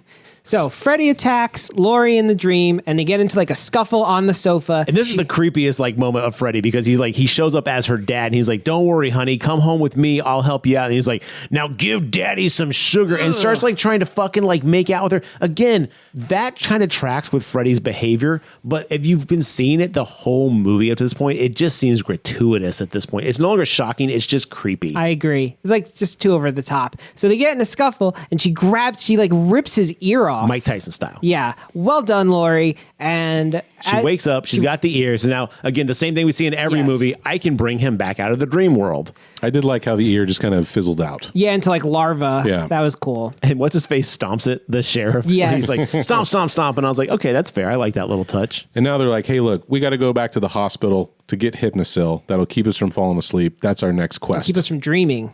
Yes, that's what I meant. Yeah, because that whole conversation they have is like, who should we be afraid of? What can we do to stop this? And it's like, why didn't you dream about him in the place? And they're like, yeah, Hypnosil. Well, Mark and Will still have the keys that they lifted off the officer of the insane asylum. So they make their way inside and they go into, they decide to split up, right? I think it's just a psychiatric center. We keep going to an insane asylum, but yeah. Well, they do decide to split up, Mark, but it's in a deleted scene. I know the scene you're thinking of. In the real movie, they just are in two different places now. Gotcha. Okay.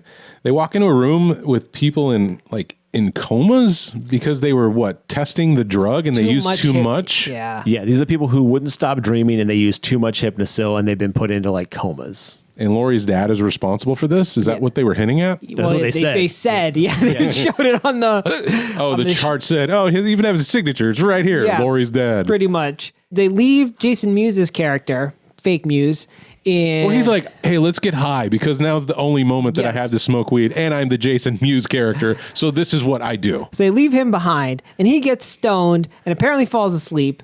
And a caterpillar Freddy Krueger crawls in through the door. It's the one from the Alice in Wonderland. Yeah, it's supposed to be the Alice in Wonderland caterpillar. And so then he smokes a hookah. Was this movie in 3D at all? I don't think so. Okay. I feel like it wanted to be, though, because, yes, they do a lot of at-the-screen shit, but I don't remember it being in 3D.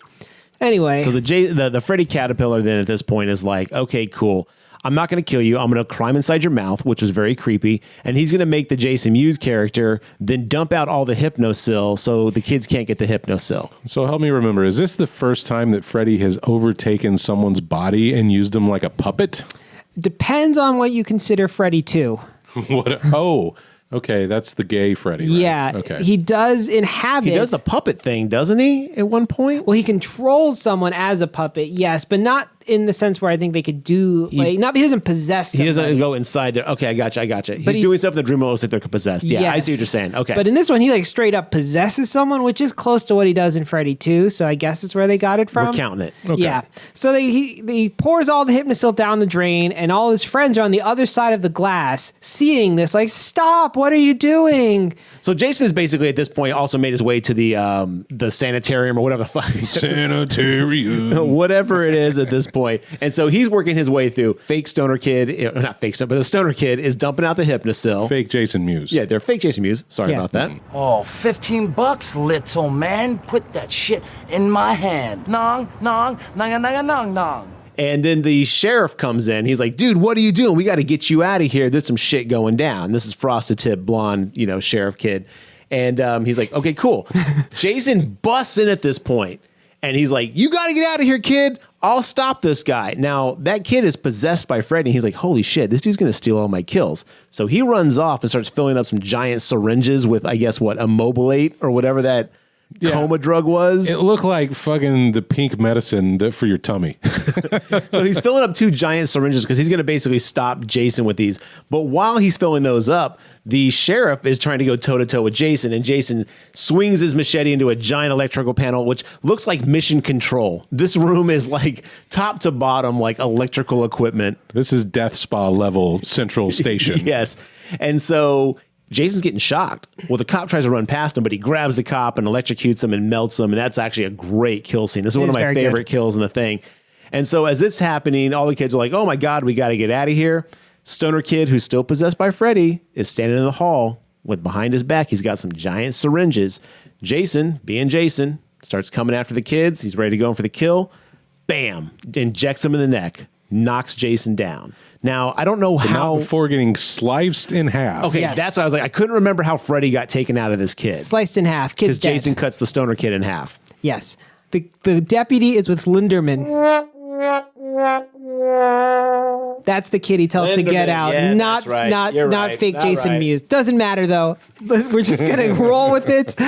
There's too many characters in this It movie. is. He's with because Linderman picks up the gun. Not important though. Doesn't even come into play. No, you know what? Keep that in. Ladies and gentlemen, this is how we do the podcast. This is how fucking hard it is to be the GraveTalk podcast. So every time you're like, you guys missed this part, you didn't talk about this, guess what? We know. We are very aware. We have probably mashed it into our own stupid little mind play, and that's what we're going with. You So get a anyway, microphone and you do this. Yeah. you call us with your synopsis, and we'll edit it in piece by piece. So the kids are free. Woohoo! Movie's over. Jason's dead, and no. So they are like, okay, we're gonna take Jason back to Crystal Lake. Okay, now where do they decide this? Who when knows? did this happen? Because On the road. this just seems to be the plan of like, hey, let's go to Camp Crystal Lake. And I was like, did I miss something? I rewound the movie because I thought I missed something. I think it came up when earlier back in that 70s room, Lori goes, 70s. Jason died by water, Freddy died by fire. Oh, can and- we do something with that? And I think that's And you know how they know that Jason died by water? Because when Frosted Tip Cop came in, he gave the whole backstory of how Jason died and the whole like synopsis. Again, the movie making sure you really knew what happened. They should have went over every movie. Like, and then he died and came back. And then he died and came And then back. in part 2, he did this. Right. That would have would've been been all- great. He had Yeah. a bag on his head. And then he found a hockey mask.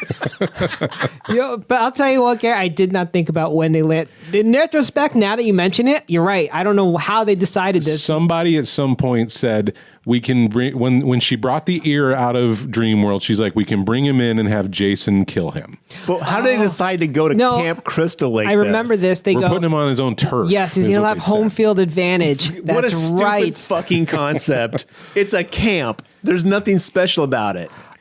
Well, they want Beautiful. Let's go. We're at the camp. We're at Camp Crystal Lake. Yes. So the Jason is in the back. They've been shooting him up with all the fucking tranquilizer, whatever. And now he's in a dream. And this is the first. I think this is the first fight, right, between Freddy and Jason. because Jason's knocked out, so now he's on Freddy's turf, and Freddy and them are going to have their first of the big showdowns. And this is where Freddy's talking mad shit, and he's like, they start fighting. That's where he cuts the arm off. We get beautiful fight scene. And I do like Jason's realization, like, oh, something's not right here. Like, I chopped off his arms and he got him back. Yeah. And then he starts getting thrown around and really tossed around like a rag doll. Which goes back to Jason being really stupid in this movie, though, because he should have known this dude brought me back from the dead.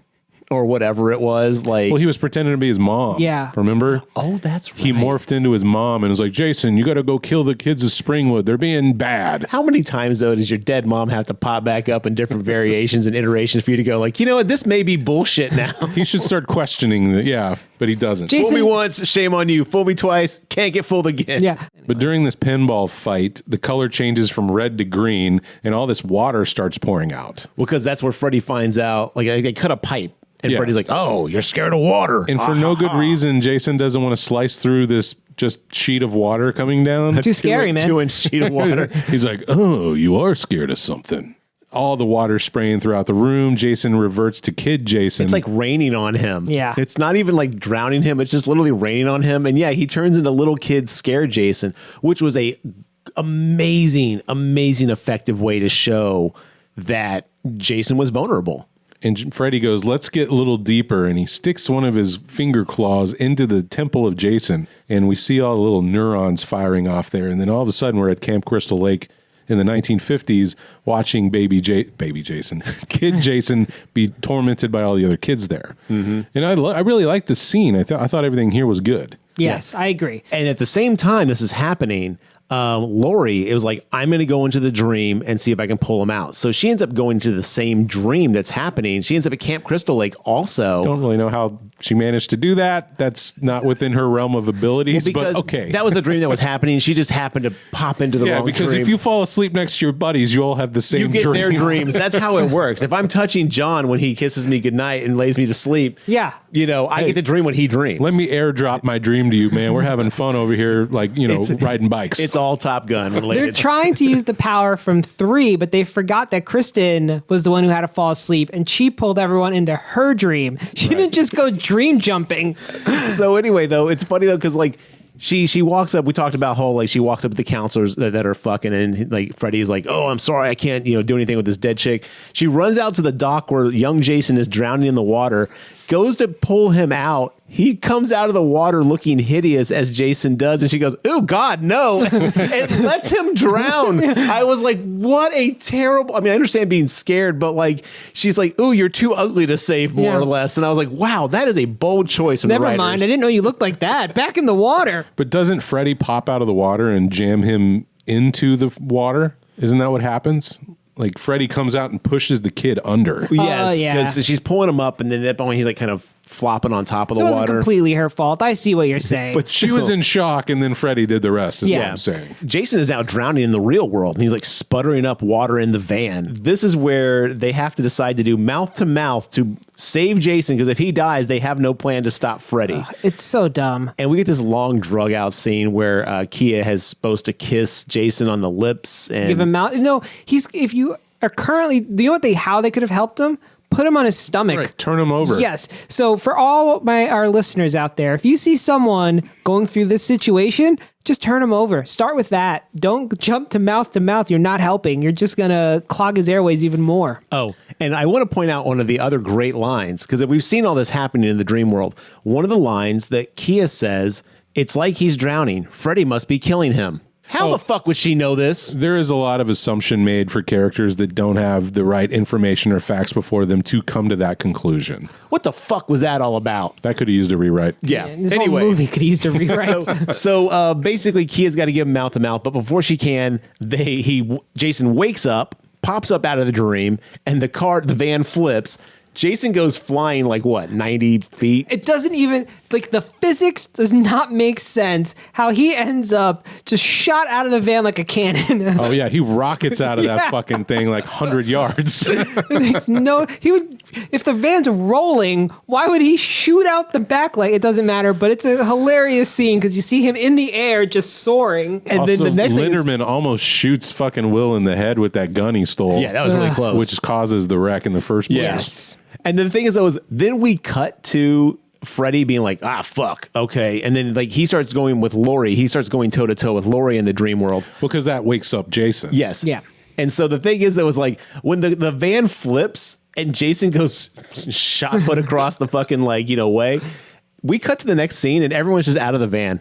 Like just walking around. And I was like, how did any of you get out of this? No, like how did anybody not get a broken injured? ankle, all kinds of things should have happened, but they're fine. Laurie was incapacitated, laying on the floor of the van asleep, and Notably, this van flips like 3 times, and she's just like, "Hey guys, what's going on? What did I miss?" Yeah, Laurie was right next to Jason, did not get shot out of the van like a cannon. Also didn't wake up. Yeah, that's true. Which I thought was hilarious. Because they drug her to the camp, and then the next thing is we cut to them inside a camp cabin going like, "Oh no, Jason's on his way." And I was like, wait a minute, how did anybody get here? This must have been the 2-hour version where we missed this, because holy crap, she's still asleep. We're running out of money. Everyone's okay. We got to get to the end of this. Speaking of getting to the end of this, I think we're in the final death throes When of this Laurie movie. is out, she is out. She is a heavy sleeper. She did say, "Now I lay me down to sleep." Yeah. That's it. 8 hours. That's not a prayer. That's an incantation. So they're in the cabin. Cabin in the woods. Cabin in the woods, if you will. By a lake. Notably, yes. A crystal. Ooh. Yes. So she's In like, other words, no. yes. So she grabs on the Freddy and she's like, wake me up. And Freddy's like, haha, you're not waking up, bitch. Because of course he has to say that every time. And he's getting frisky. He's like, "Look, sorry, honey. Sometimes the first time gets messy." It's so gross. And Also, the other gross line he said is like, "Your eyes say no, no, but my mouth says yes, yes." Again, every line was just creepy, disgusting, like not even like in character anymore. no, they turned his rapiness up to like 50 in this movie. But this one goes to 11. Yeah, pretty much. So annoying. But she does eventually grab him and wake up, right? And now they're in the cabin. Because she burns her arm. They're dragging her body right. as Jason's attacking the cabin or something like that. While they're trying to get her awake, Jason busts into the cabin and Linderman starts attacking the Jason flag. with a flagpole. Which I thought was great. Yeah. And he just fucking wallops that kid across the room like a rag doll. And he hits some like sticky bookshelf. It's like a metal bookshelf holder, yeah. Which ultimately results in his death. Like he goes outside and bleeds to death what on a tree. What a fucking lame ending for that character. Yeah, it Poor sucks. guy. Kia runs outside and As they're trying to get away from Jason, Will's dragging Laurie's body, and her arm drags through fire. It burns her. She wakes up while holding Freddy. So yes, everyone is now back in the real world inside this cabin. This burning and that's cabin. when Freddy and Jason look at each other and be like, "It's go time, motherfuckers!" And the kids are like, "We got a deuce. Let's go." And the look of fear on Freddy's face, they're like, "Oh my God, I am not where I want to be right now." And this big lumbering thing is probably really pissed off. Yeah. Well, he probably is like, "I'm at Camp Crystal. Like, this is home court advantage for him." No, I'm Yes. just kidding. That's that what he makes no says. sense. I know. And this is where we would have gotten the line about Freddy versus Jason. Place your bets, and it doesn't fit at all. Wait, is that really what this line would have been? Yeah. Freddy versus Jason, place your bets. So stupid. But yeah, it wouldn't have made no sense in the context of the film. So I'm glad they cut it. So Now, Freddy and Jason are going at it, and this is pretty intense, except for the fact that, like, there's some cool things where, like, Jason drags Freddy through, like, the windows, and, you know, there's some back and forth. But when they're punching each other and, like, slashing it looks like two kids play fighting in the yard next to a sprinkler. Like, it's just like, no, you stop it. No, you stop it. I got the stick. You got to go down. Okay, fine, I'll go down. But I get back up, and it's just like, I don't know. This fight, until they started doing, like, the environmental stuff with it, was so fucking lame. I was like, wow, all this leading up to this, and we get nothing. And it wasn't until they, like, get out of this cabin that I was like, okay, this is getting good again. I think despite being pulled into the real world, there's still some, like, supernaturality of Freddy's physicality. must be. You know what I mean? Because he's able to stay. He's like, what is his attack style? It's like real weaselly. Like he's hopping around, like elbowing Stick him. and move kind of thing. But he's not really doing that. He's kind of just taking the punch. Now it's my turn. Taking the punch. As you mentioned, like Jason picks him up and smashes him through a window, then runs him down the side of the cabin through multiple windows, like sideways. That would break your neck. Yeah. You know what I mean? But he still manages to get up after that. He's very spry. Yeah. So there's something going on still. I don't know how he manages to have that power. But that always seems to be the case. Like whenever they bring him back in the real world, he has like extra resilience. And I'm okay with that, honestly. Like, I don't want Freddy to be a weakling who can't hang outside of his dream world, because then at that point he really does become a one-trick pony, you know? And I'm like, I like the fact that, yeah, sure, he is extremely vulnerable, but there is that aspect of like, okay, he's still got a few tricks up his sleeve. He can still do a few things. But yeah, they end up like taking the fight outside of the cabin. Laurie and Will run off, and Kia manages to catch up with them right as Freddy is advancing on Laurie and Will. This is where Kia decides she's just going to badmouth Freddy for like 5 minutes. The most dated part of the movie. I don't know why Jason gets knocked down or something like that. Yeah, and then somehow Freddy's Freddy like and going Jason after split Laurie up. and them. And that's when she's like, I'll hold them off. And then they kind of set Kia up as like this like sassy, smart talking black lady, you know, who's going to basically really tell Freddy what's up. The purpose of this scene is to what? Give Will and Laurie time to escape, but they don't escape. They go grab gasoline and set a pier on fire here in a minute. I think that was the plan. Will's trying to get her to go. He's like, we got to go. Kia's going to like help us get out of here. You're right. They're trying to escape in a boat. He killed my mom. He killed my friends. I'm not going to leave until I see him die. Guess what, dummy? Leave. So was Kia, did she know she was going to die?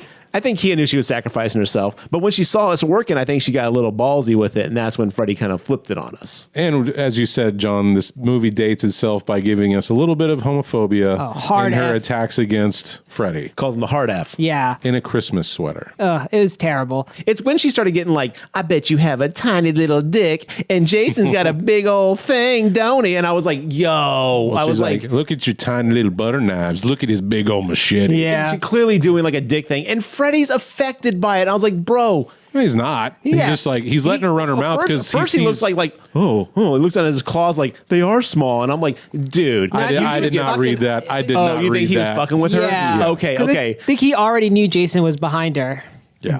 Okay, yes, that was great though. Like anyway, yeah, I thought he wasn't playing along. I thought he was kind of like, oh man, and I was like, dude, you should be better than this. I think he was playing coy. He's like, okay, run waiting your mouth. for Jason to step up. Okay, which she does. Freddy takes a claw and points. He's like, should look behind you. Well, this is after she compliments his big old machete, and she's like, he's behind me, isn't he? She doesn't say that. Basically, yeah. He hits her with that machete, and she rockets about 300 yards into a tree. Dude, he sends her into next week with that thing. It's ridiculous. Classic Jason, just known for flinging people 500 yards. And that's the end of Kia. Also, we should note Linderman died at a tree. Yeah, who cares? He gets left for fucking dead. He's like, Kia, go get help. And she's like, I'll always remember you. Boop. So now we're in the construction zone of Crystal Lake. Because Freddy and Jason are going to start going at it. Because Jason's like now pissed at Freddy. This is round 2. No, round 3. And this is where Freddy starts using the canisters to knock Jason into the little construction area, which I don't know what they were building there, a condo. That's what I'm saying. What at the edge of the lake. What kind of construction work's happening at Crystal Lake right now? Camp Crystal Lake expansion project. So many parents are sending their We did vote on it. We had our taxes raised for this, Mark, remember? There's a bond, everything. Right. I usually just check pro. We're only 4 miles away from it, Camp Crystal Lake at any given time. So that's right. But yes, his claws must be razor sharp because he's just knocking those nozzles off valves of the tanks. the top of the tanks, which are shooting across like missiles, like torpedoes at Jason. Is this myth busted? Does this happen if you do this? Do they shoot like rockets if you knock the pressure like that? I don't see why they wouldn't. The way they, because it's important to note they were laid down horizontal, so they wouldn't fly through the air like that. There's not enough pressure to make them fly through the air. It definitely like propelled them along. Yeah, the ground. not at the velocity they were going. I don't think. I also don't know why they need that many air tanks. There was about 3 dozen air tanks all on a rack. A lot of scuba diving. Bounce houses, Mark. You know, You're right.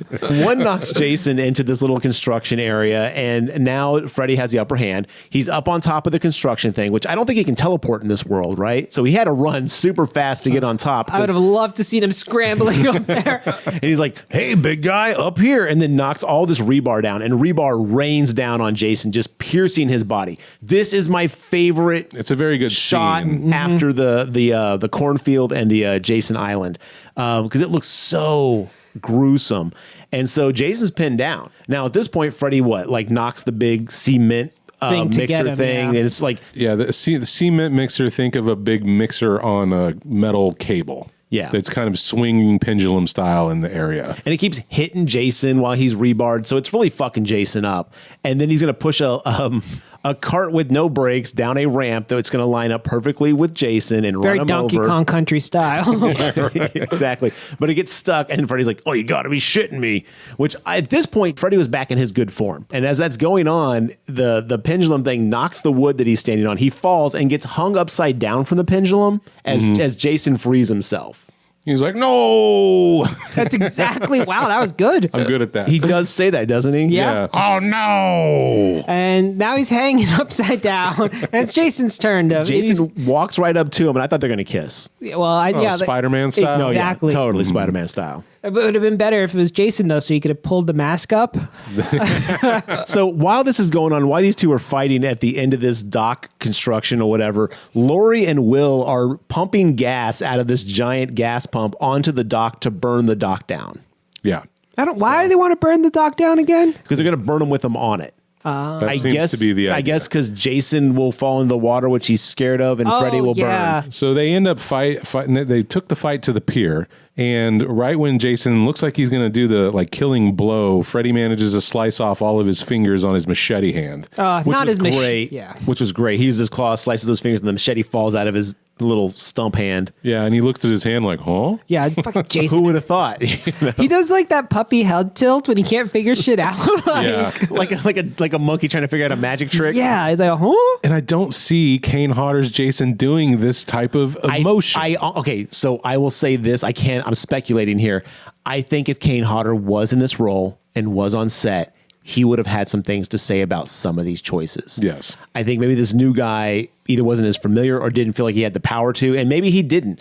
But I feel like you're right, Mark. I feel like Kane Hodder would have been like, I'm going to play it a little bit different. Let's do another take, or something like that. Definitely. So Freddy manages to get Jason's machete, and then he starts going to town on Jason. A lot of this starts to blur together because it's a lot of fighting happening. It's just back and forth, punch, punch, punch, punch, punch, punch, and then they light the dock on fire because we see Lori run out, Chariot of the Gods style, holding 2 torches in her hand. Dun, dun, dun, dun, dun. Yes, very good. Slow motion, and then they light the dock on fire. So now the dock's on fire, and these two are fighting to the death out there. But she does stop to say, Freddy, go to hell. You have to say that.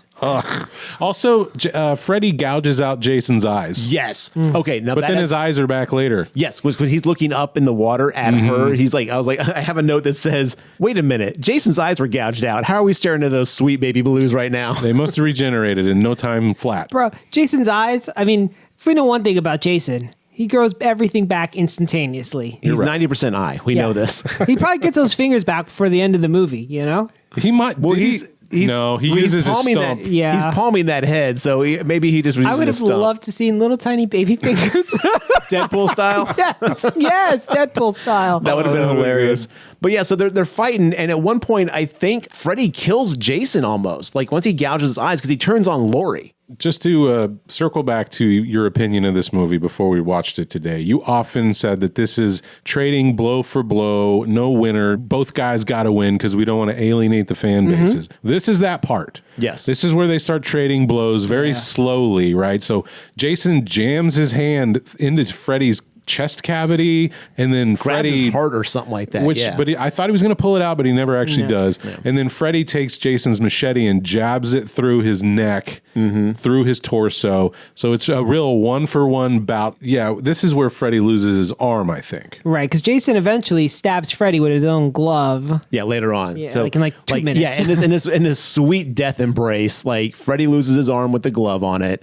That's why he's using the machete to stab Jason. I think the pier explodes. Freddy gets flung onto the beach. Yeah. And that's where he starts going after Laurie. Laurie and Will embrace like it's all over, and they look up, and Freddy's slowly like walking towards them with Jason's machete. You see the boots, and you don't know who survived the blast. You think it's Jason because you see the machete, but it pans out, no, it's Freddy. Well, and to be fair, the person's legs that it is are way thicker than Freddy's normal legs, so you're made to believe that Jason survived. I thought it was a good misdirect. It was a great misdirect. Especially in the... It got me. I totally thought it was Jason. The moment in the theater, you're like, oh, fuck, no, it's Freddy. And then right as he comes up for the striking blow, Freddy's glove explodes out of his chest. Yeah, from behind through the front. Jason has jabbed his arm through his body, and then he goes, I'm out! And he dips back into the water.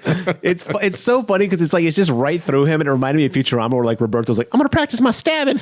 And I was like, yo, that is a clean stab, especially with a hand that's going to be loose. Yeah. It didn't have rigor mortis already. There's no way that would have gone through that way. But anyway. It was a great kill, though. It was a great, like, basically Freddy getting killed by his own glove. Freddy drops to his knees. Now, did you like that? Did you find that, like, enjoyable or poetic or anything like that? Because I like the shock on his face. I think the first time I saw it, I was like, oh, that's cheesy. But this time I watched it, I was like, I really like that, actually. Well, it goes back because he killed Jason with his own machete. So now Jason comes back and kills him with his own glove. Okay, fuck yeah, John. Right on. I'm all for it. Yeah. It worked. But it gives Laurie time to chop off Freddy's head. She beheads Freddy with Jason's machete. And she says, welcome to my world, bitch. They love that phrase. They say it like 3 times in this movie.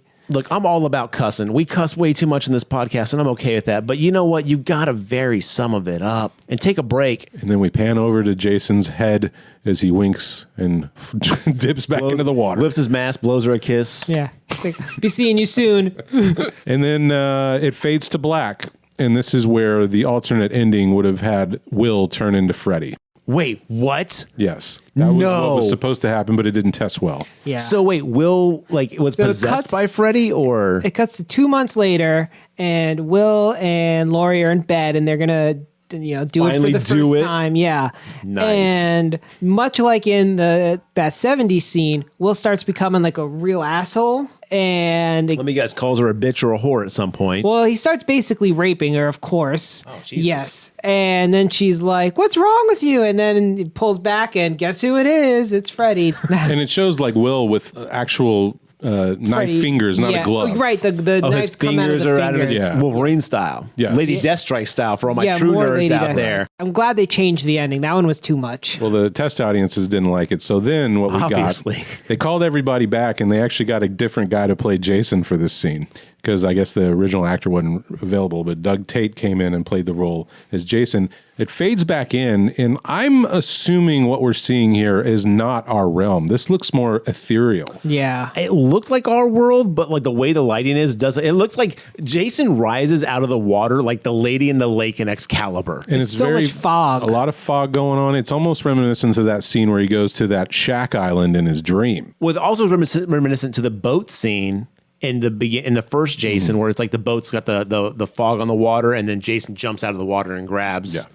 I'm thinking this is like the underworld where they're going to go meet the guy on the ferry. Oh, Sharon. Yeah, it's like one of those places. Oh, River Styx. Yeah. Okay, except it's a lake. Yeah, Lake Styx. Lake Styx. Yeah, it's one of the 4 Great Lakes. Styx. So yeah, it's a little different. It's the 5th Great Lake. Yeah. So as Jason comes ashore, he's carrying Freddy's head. He's palming that shit. It's so cool. And you're like, well, we've got a clear victor here. Thank you, movie. But not to alienate them Freddy fans. Freddy's head looks at the camera and gives it a wink. So maybe they're in Jason's dream. Ooh, that would be interesting. He is at the bottom of the... Why would he stay at the bottom of the lake now? Because he's like injured. I think it's the real world. I think this is them coming out of like, okay, cool, we've been at the bottom of this lake. It's time to just step up and get out. For like, how long were they down there, though? Let's say 10, 15 minutes. Yeah, 15 minutes. It varies. 15 minutes to a week. It depends. But that's the end of this movie. I understand why they did it. I would have liked it better if, honestly, they stayed fade to black and we didn't see this at all. Or if Jason had come out the clear victor. I don't know. I know why, but I hate how these movies just cannot decide. Because the thing is this, you know what happens in Rocky? Let's pull it back to Rocky. You know what happens in Rocky 1? He loses the fucking match. Yeah, but he you know had what happens in Rocky 2? That's the thing. It was like, have fucking Jason be the victor in this movie. And then when you do Freddy vs. Jason 2, it's a revenge story. It's a redemption story. It's like, oh, I'm coming back and I've got to prove a point to this dude. I've got to stand up. I got to step my game up. I got to go into a training montage. I want a fucking Freddy movie with a training montage with some sick Stan Bush playing in the background and just going hard. I mean, I don't disagree with you. I'm just saying. But coming to America. Oh, so living in America, but yeah. In 3, who's Clubber Lang? Now, Jason is going to have to teach Freddy how to fight a new upcoming... Honestly, it should be Hatchet. It should be the dude from Hatchet because he's an unknown. He was Victor from the backwoods. Crowley. Victor Crowley. I found this new dude. I can't go to toe, but I found someone who's just as tall and strong. Then we bring Kane Hodder into the series. He gets his due for being in the Freddy vs. Jason movies. Bam! Hollywood, get the fuck at us. Hollywood, what are you doing? Not listening to us. That's what they're doing. Which is probably the best idea. Hollywood, keep doing what you're doing. I think as a studio owner of an IP, you look at like how long it took to make one movie and say, no, my guy's got to win. You know what I mean? And that's what happened. This was not critically acclaimed either. Everyone was not thrilled with the storyline. Well, yeah, I mean, that's for sure. I think if they made it now, though, one of them would win. Based on the supposed Godzilla vs. Kong film, where one of them supposedly won.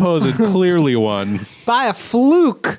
The point is, I think they would Mistakes were made. That's all we're going to say. Yeah. But back then, they just didn't have the guts. And also, I mean, back to the comics, right? This is like always what happens in comics. The cop-out ending pisses everyone off more than it basically appeases them. Like, I'd rather, as a Jason fan, I would rather have Jason have lost and known that Jason could have come back and kicked his ass even harder the next time than basically being like, oh, they both kind of suck. It's all about the journey, not the win. Yeah, that's what losers say. The destination is all about.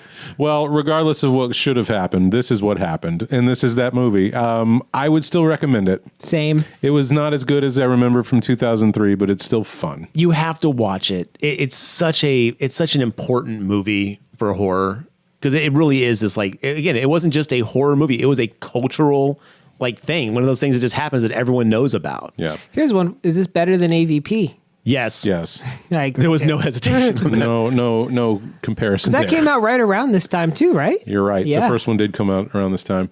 I'm going to give it a 3.5 star rating on that because it's fun, but it's not without its issues. That's out of 5, right? Out of 5. Okay.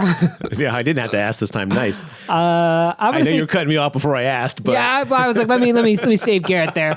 I'll go 3. I'm going to say 3. I'm going to put it at 3 also because, again, I was fortunate to actually watch this one with someone else in the room, so I got to talk a little shit as I was watching it and be like, what do you mean he can't die? Of course he can't die. That's what you said. I mean, I got to yell at the TV and not feel like a psychopath.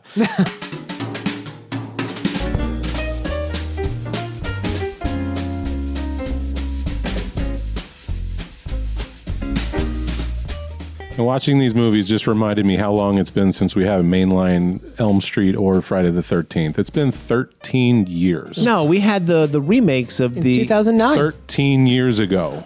Oh, dear God. Yes, it's been a very long time since those remakes came out, man. Yes. 2009 is when that Friday the 13th remake came out. What about the... I think that was 2008. Oh. Didn't it come first? Did Jason what she one? said. Yeah, it did come Boom. first. I thought it was 9 and 10. Maybe it was 9 and 10. Anyway. Point is a long time ago. And then I got to thinking about how few of these we've done and how many fucking Texas Chainsaws we've done.